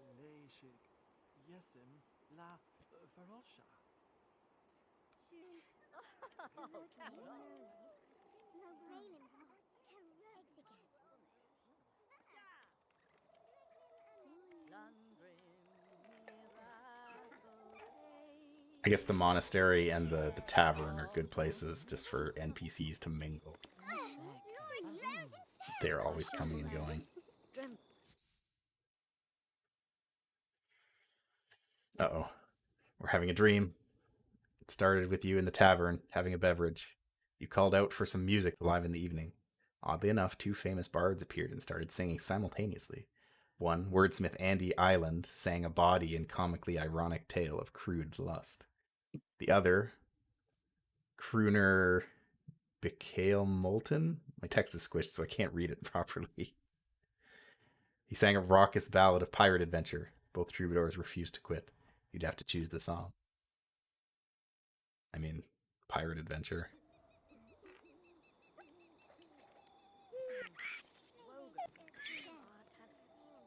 Oddly enough, rather than focus on a single song, multiple additional themes intruded into your dream. One would think a dream featuring woohoo, pirates, cute scribes, highwaymen, and chocolate would be fun, but in practice, it just got confusing. Perhaps you shouldn't have eaten that extra serving of gruel yesterday. Another presence in the room.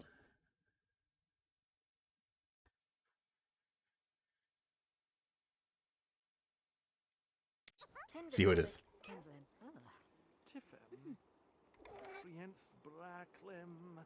It's nothing. What? Was that a reference, P.O.? I must have missed that.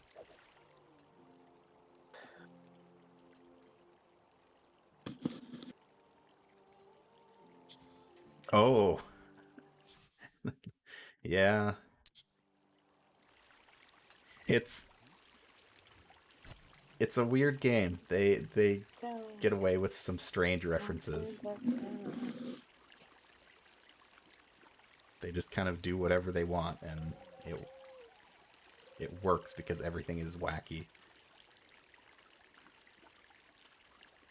This is the tale of Kadak the monk. Damn it, I fucked it up already. Just pretend that was good and tell me how good it was. Hey, I liked it. Thank you. It's always appreciated. Anyway, Kadak, eat this soup with your hand. Delicious. Please don't eat soup with your hand. Anyone? I will eat soup with my hand. It's not advised, especially if it is hot soup. I will stick my hand in the hottest soup possible. I will cook my hand and then I will eat my hand. No. Stop. Vasime Fashbe. Delicious fingies.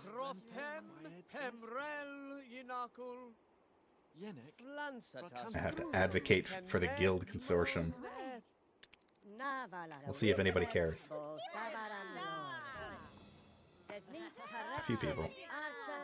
Dragoon is here.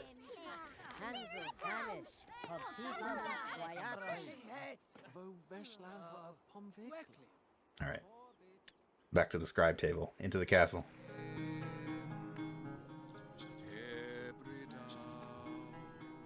Oh, I can't translate the Pteric text because I'm too unfocused. Things are looking pretty bleak today for Kadak from my morose fatal flaw. It's a bad day for Kadak today. It's a bad day. So I guess I'll just... Kadak's got problem syndrome today. Yeah. I guess I'll just wait for my new responsibilities and see what pops up. Wait for the darkness to leave. And become a human being again.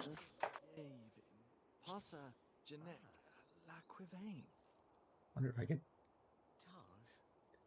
get anybody to convert.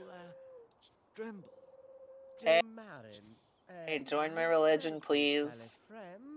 Join my religion, please. That was an option for some people, I think. This guy might already be. Are you a Christian yet, Uwu? Ask about religion. Hello. Are you Pteran? You better tell me. Do you like Family Guy? Or are you more of a Rick and Morty person? Oh no. He is Pteran. Good. Freaking sweet, am I right? I saw a video earlier that somebody made. Somebody took the intro to Pawn Stars, but they made it into, they're all pickles. And so it's like Pickle Rick. Get it.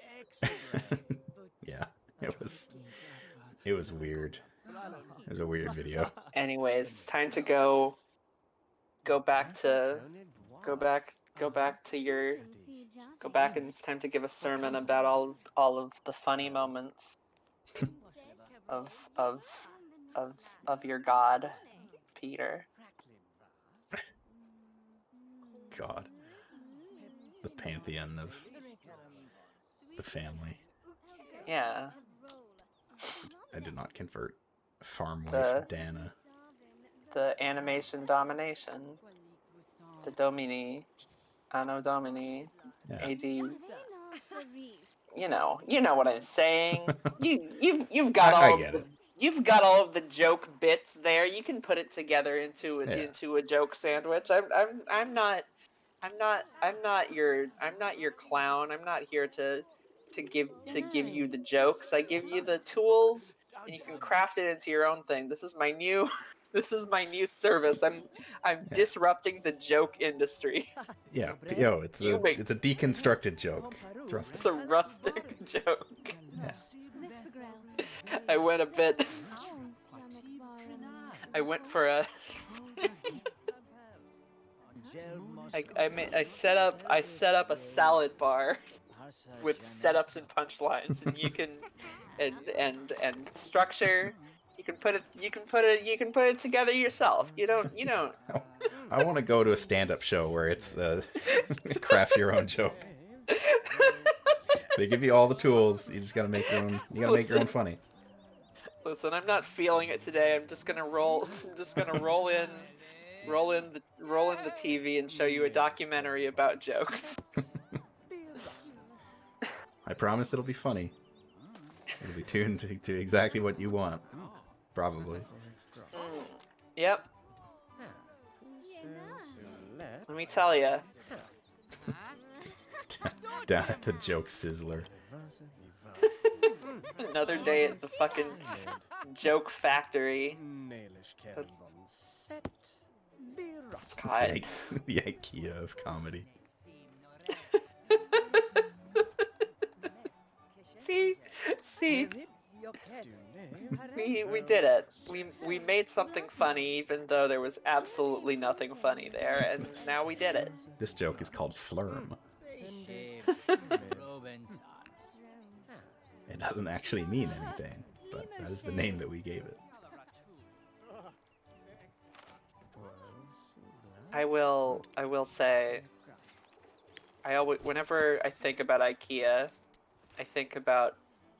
I immediately start singing in my head the Jonathan Colton song about IKEA.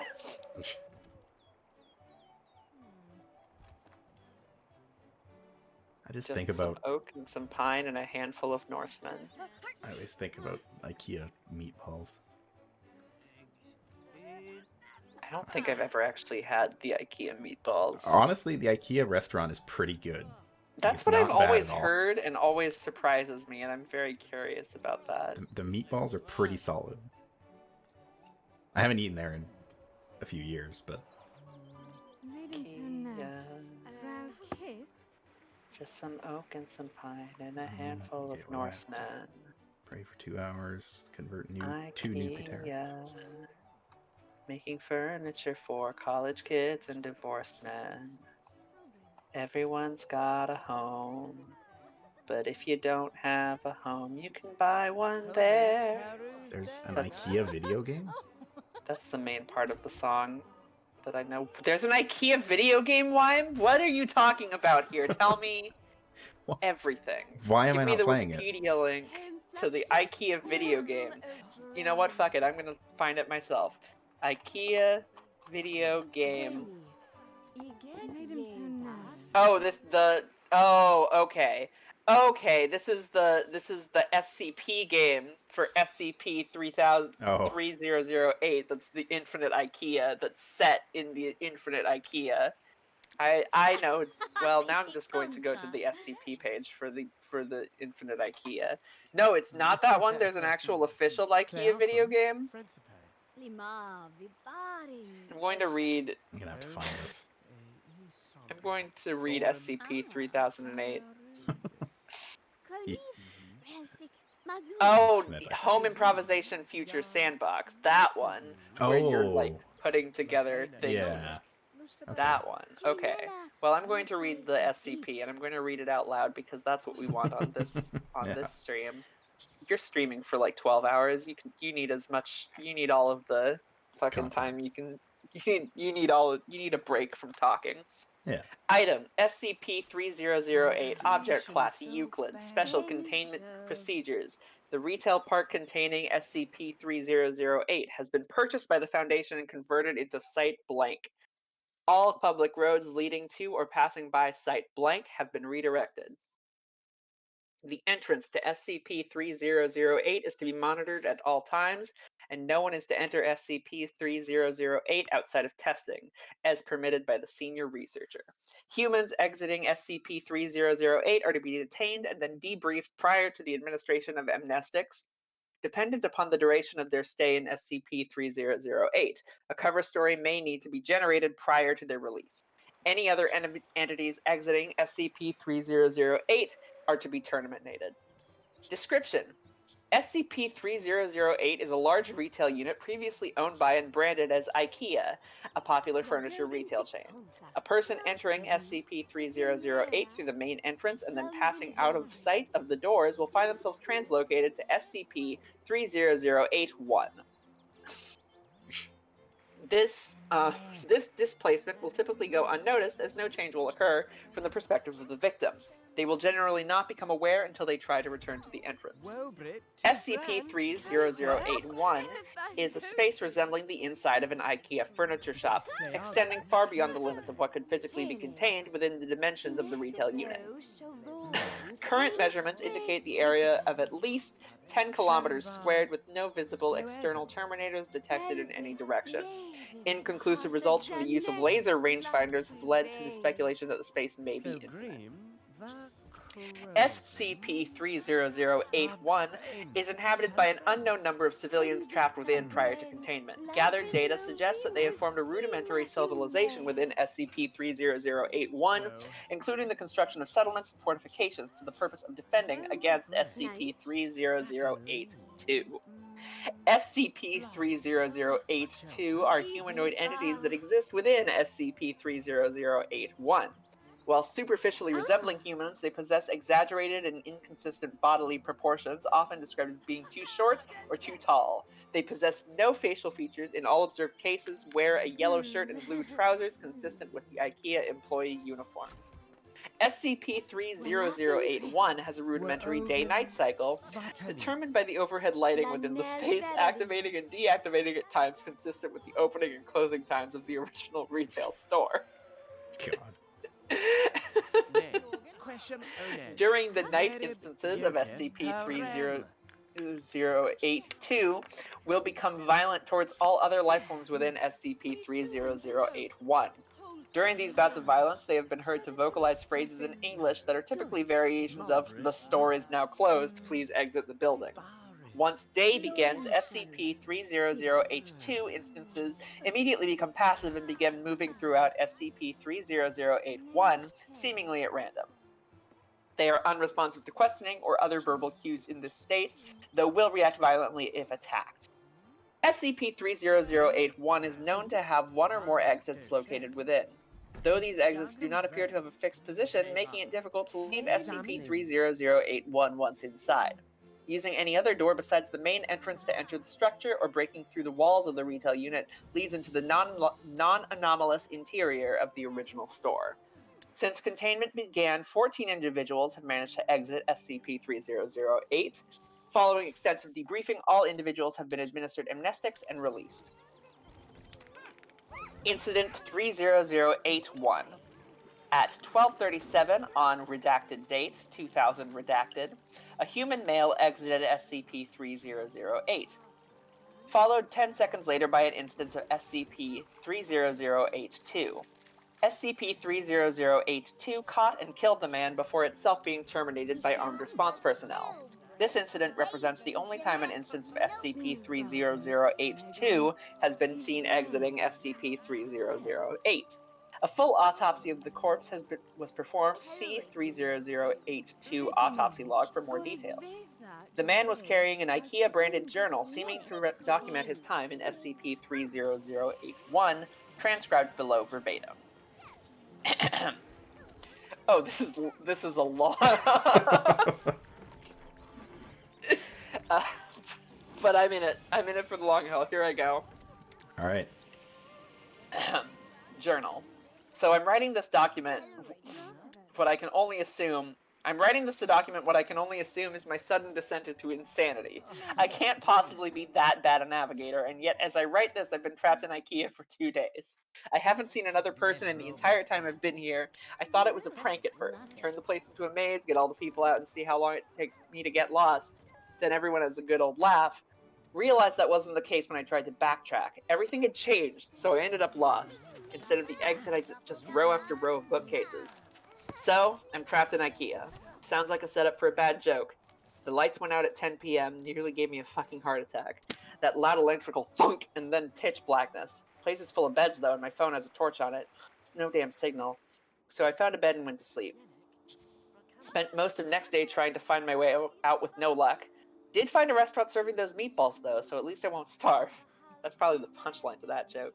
Anyway, they were all warm and fresh, but I haven't seen anyone around who could have cooked them. Made my way back to the beds before the lights cut out again since it's too dark to search with them off.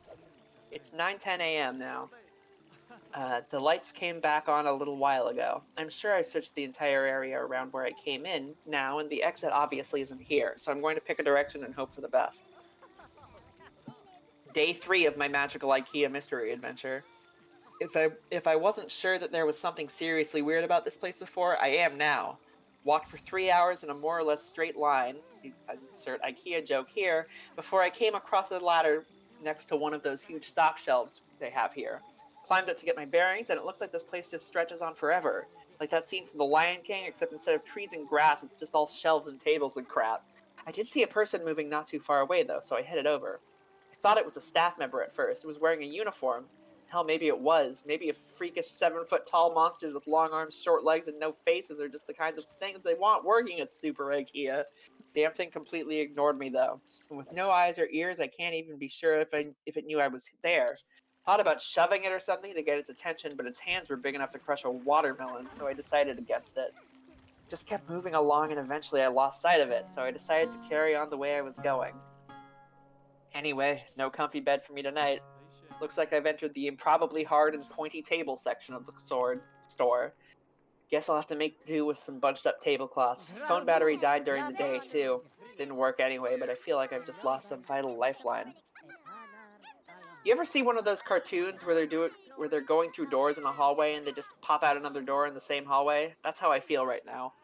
I've seen nothing but the same identical bookshelf for 2 days now, just row after row after row of them. I mean, come on, I love books as much as the next guy, but this is excessive.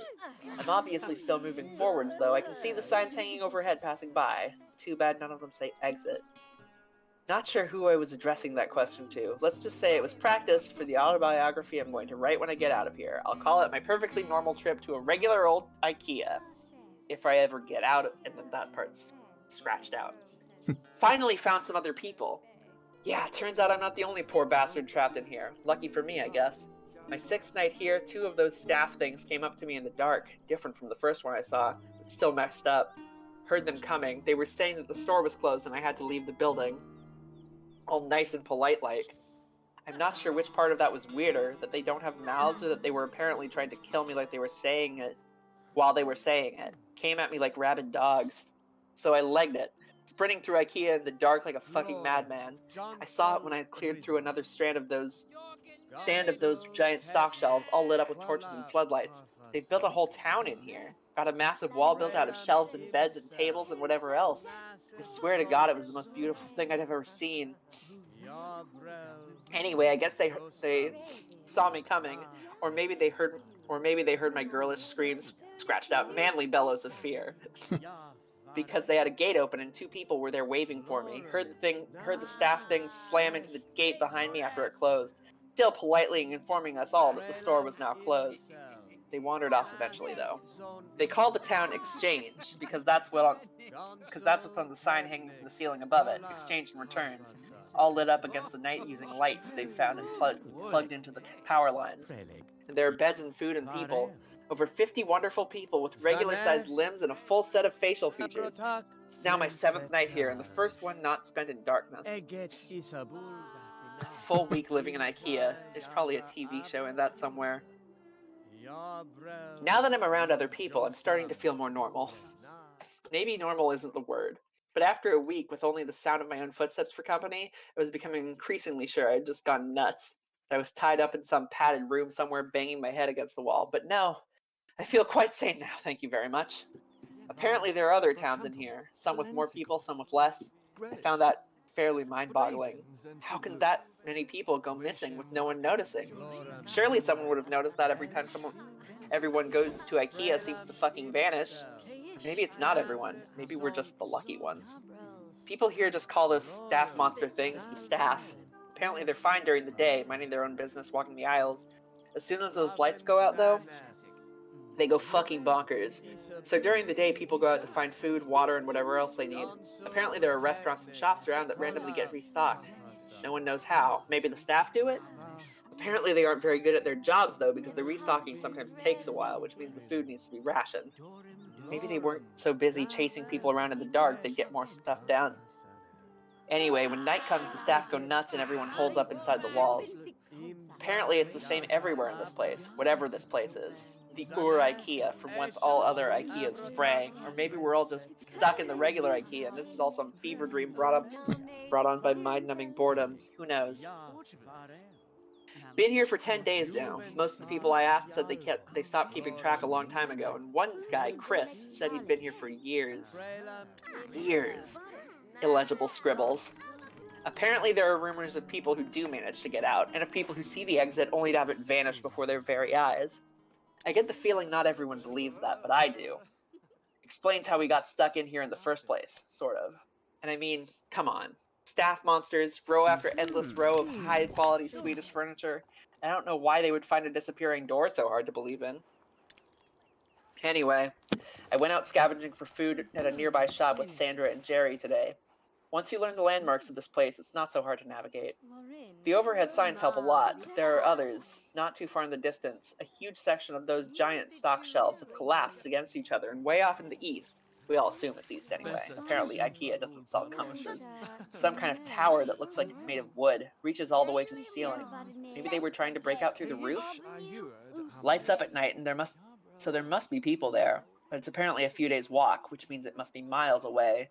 So no one here really knows for sure. Apparently, I got incredibly lucky sleeping out in the open for a week without getting ripped to bits by the staff. That's me. Lucky, lucky, lucky. We found some... It just keeps going. We found some food in the shop. Guess the staff restocked it during the night, which was nice of them. There was a telephone on the wall, so I figured I'd try it out. There was a voice on the other end, but they were just talking nonsense. Random words strung together with no real meaning. You ever see a video of someone with aphasia? Kind of sounded like that. Didn't answer me when I spoke to them anyway. Sandra says all the phones here do the same. Oops, asking maternal questions again. I was thinking last night. The ceiling of this place is pretty high, and as far as anyone can tell, it goes on forever. Shouldn't there be some kind of weather in here? I'm sure I read about some NASA building that was so big it had its own weather patterns, with clouds and stuff. The place is definitely bigger than that. Now that I think about it, I'm pretty sure I've never felt so much as a temperature change in here. I'll add it to the grand list of weird bullshit. The staff attacked the exchange last night. Must have been between 20 or 30 of them all just asking us to leave the store calm as you like, while trying to smash the walls down with their bare hands. Apparently this happens pretty regularly, so everyone's prepared for it. Knives from the restaurants, lawnmower blades made into hatchets.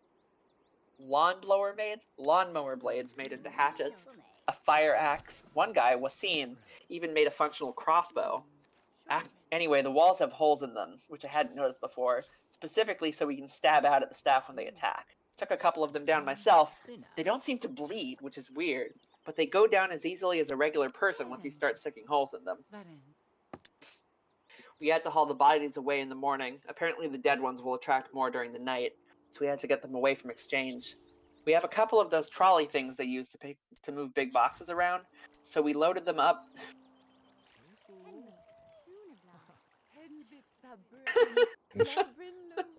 Sorry, Dedo.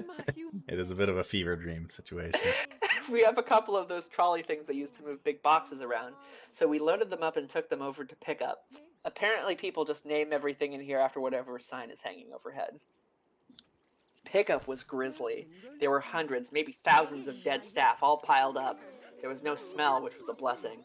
Apparently, in addition to not bleeding, these things don't rot either. My curiosity got the better of me while we were unloading them, so I took a look at one of the more cut up ones. They're just skin, or something that looks like skin, all the way through. No muscle, no bone, no organs. Are they even really alive in the first place? They certainly seem like they have bones when they're moving around, pounding on the walls, but I'm sure I felt more resistance than just skin when the knife went in during the night. Maybe something happens to them when they die? Just one more thing on the ever-increasing list of weird shit that goes on in here, I guess. Something occurred to me.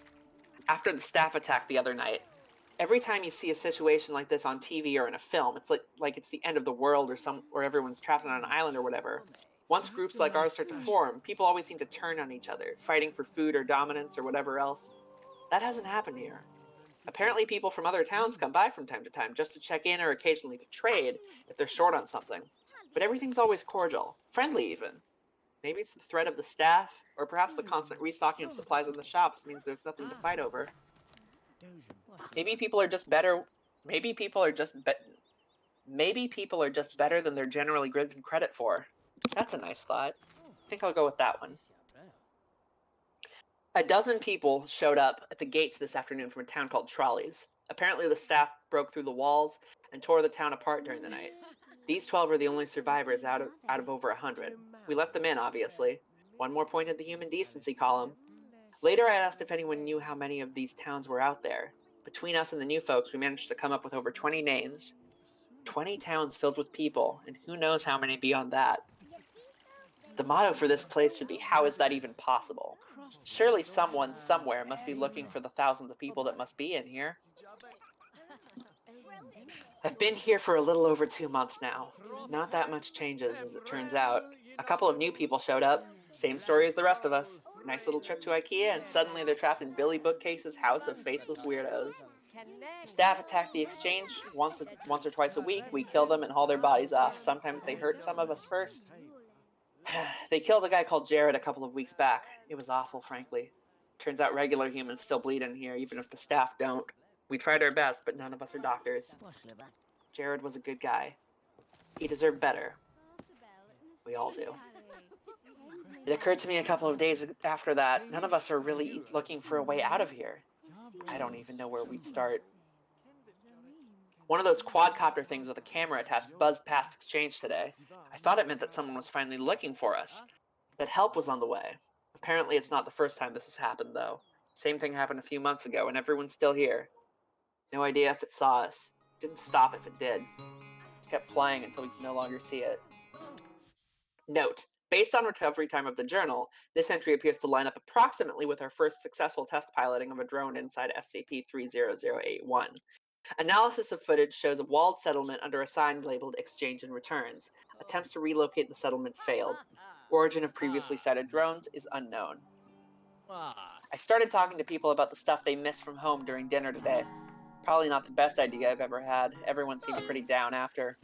A bunch of people here have families, husbands and wives, kids, dogs. Franklin apparently has a pet llama, though I'm not sure I buy that.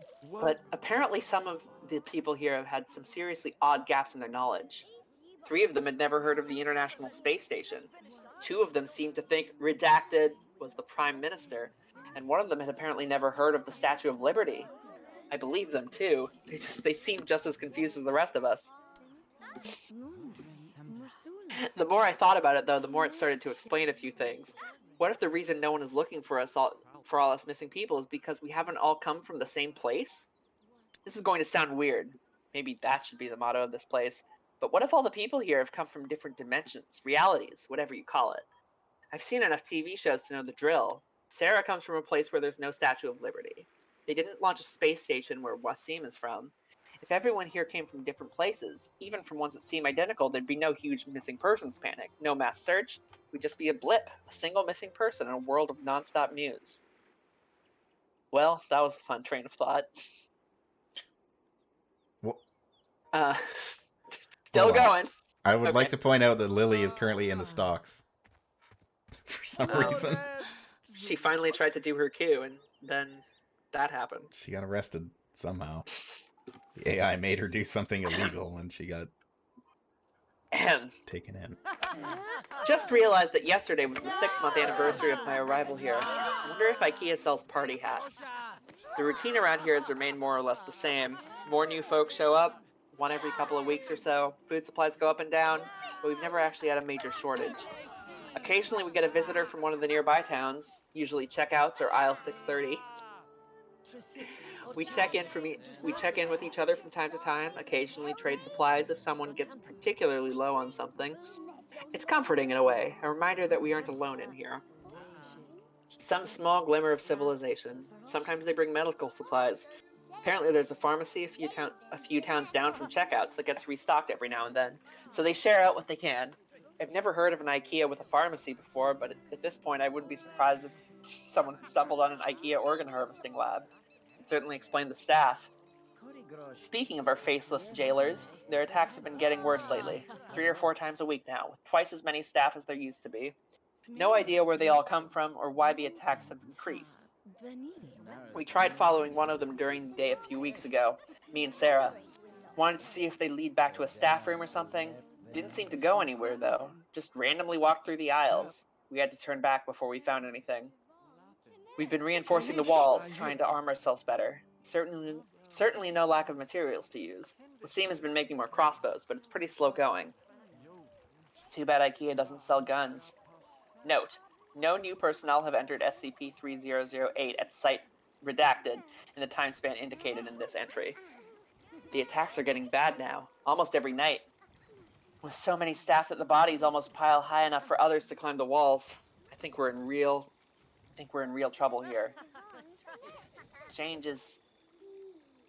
I think exchange is done. We got hit pretty bad last night. Not many casualties. The wall is wrecked. We finally figured out why the attacks have been escalating too. A box of supplies had a chunk of one of the staff in here. No idea how it happened, but apparently a piece of one will draw them as well as a full body. Too late now in any case. There's too many bodies for us to haul away and still have time to fix the wall before night. Candace has called a meeting. I suspect there will be talk of abandoning exchange. Maybe try and get shelter at checkouts or something. It's already getting late, though. I don't think we'll have time to make it. Maybe some of us will. I was fine for that first week out in the dark, after all. But then, how often can I keep getting lucky? I'm only writing this for a sense of closure, I guess. For me or for anyone who finds this. If this is the final entry here, I hope whoever is reading this is doing so from outside of this place. My biggest fear, if I do die tonight, I'll just wake up here again in the morning. Note, this is the last entry. It is assumed that while attempting to reach the checkout settlement, he was separated from the rest of his group by pursuing SCP-30082 instance and happened upon the exit. That's the end. Man, SCPs are fun. Perfect timing. Quest completed. Yeah! Catechus level 4. There's... Yeah, SCPs are weird. There's some really good ones. Like, is it okay if I read another one? This one's pretty short and a little bit, like, confusing, but it's a lot of fun once you, like, kind of realize what's going on. Well, we do need... I'm gonna build a clinic. So we do need another character. Perfect. Let's make it. Who's our clinician? This is Green Charles Bronson. I'm happy to be of service, Deadode. Jeez. All right. I should make like a really expensive. I should make a really expensive redeem on my channel. It's just read a random SCP. Wrenches.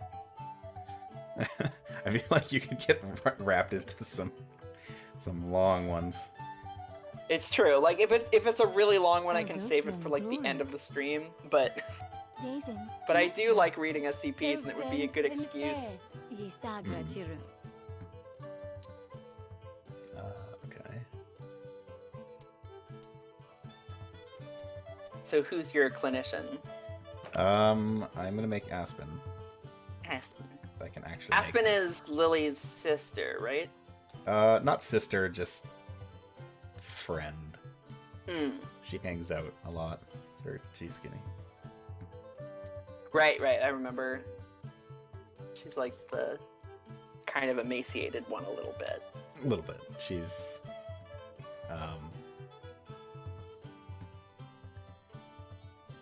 I don't know how to describe it. She means well, but she is a little clumsy, speaking of which.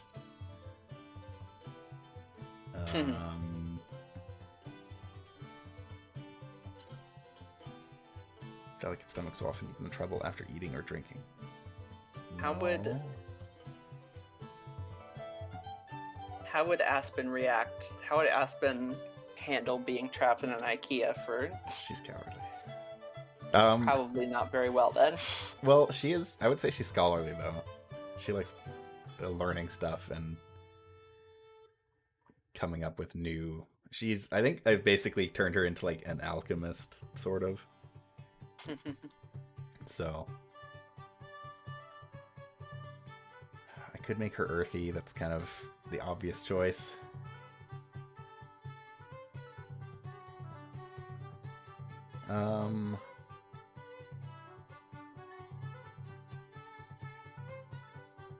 She's friendly. If she was trapped in IKEA, she would probably be fascinated with it and try and figure out what exactly is going on. It's a really cool, like, it seems like a pretty cool fantasy setting, honestly, just the infinite IKEA of... Whoever wrote that really liked that idea. Yeah, They went wild. Yeah.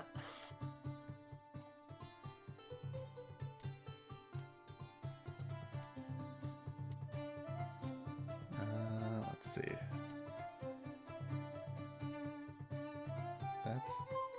probably close to her hair color. What kind of hats does the cleric get? Cleric could get a wizard hat, which is very tempting.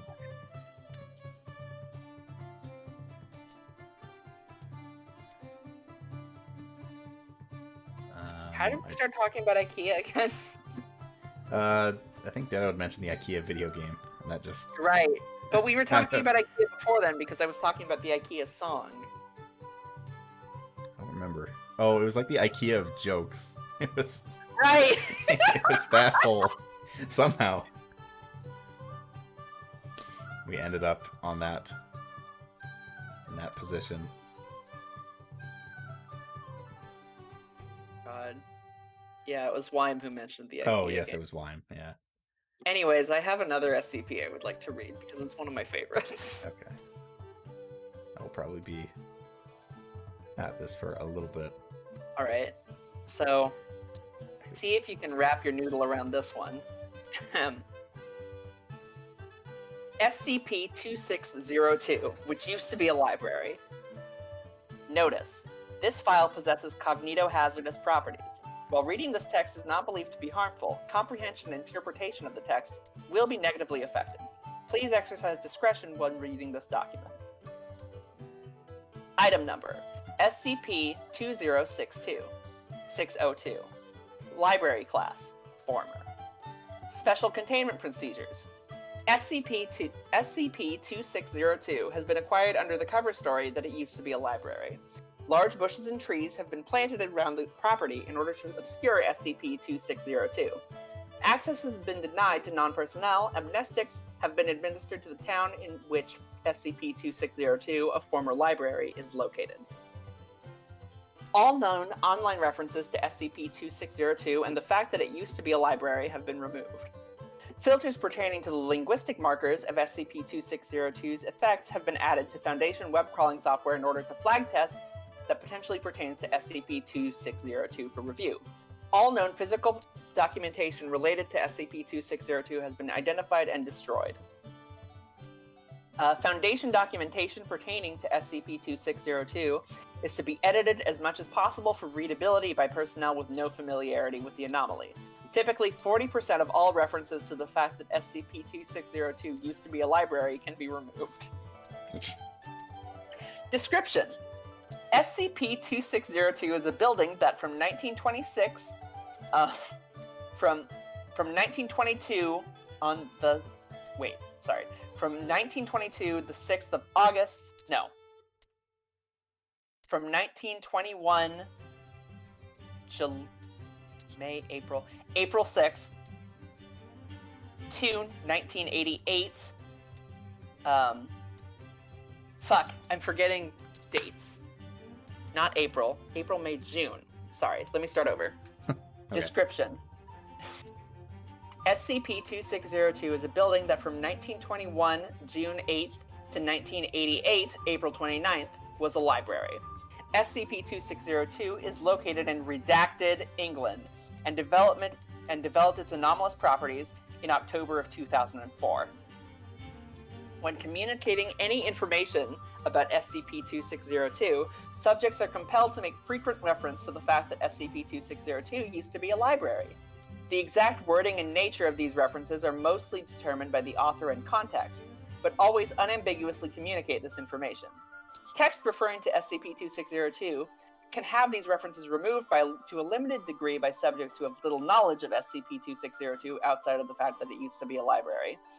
The limited compulsion to allow these references to go unedited has hindered attempts at developing automated processes to remove these references. Any information regarding SCP-2602 is also anomalous. Subjects exposed to communications regarding SCP-2602 will identify the fact that it used to be a library as the primary causal element behind any number of properties or observations about it. This is proportional to the extent that said information contains references to the fact that SCP-2602 used to be a library. While subjects will develop false beliefs to support these irrational causal linkages, they do not generalize and pose no general risk to cognition. For example, while several subjects have posited that the effects of gravity within SCP-2602 are a result of it having been a library but no longer serving that purpose, they do not hold this belief with regards to other buildings that used to be libraries. Subjects are incapable of communicating, directly or otherwise, any information pertaining to SCP-2602's use between its time as a library and the development of its anomalous properties. When prompted to do so,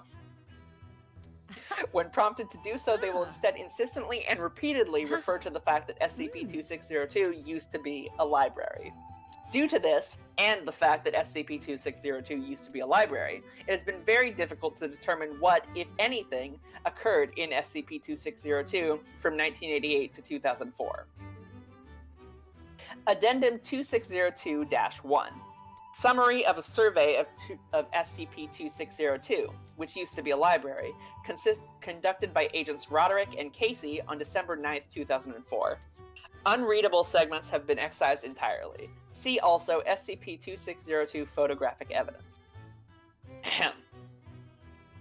While SCP-2602's layout is generally appropriate for a former library, it is inconsistent with obtained blueprints from the local government and testimony from past patrons. It is thus assumed that SCP-2602 used to be a library.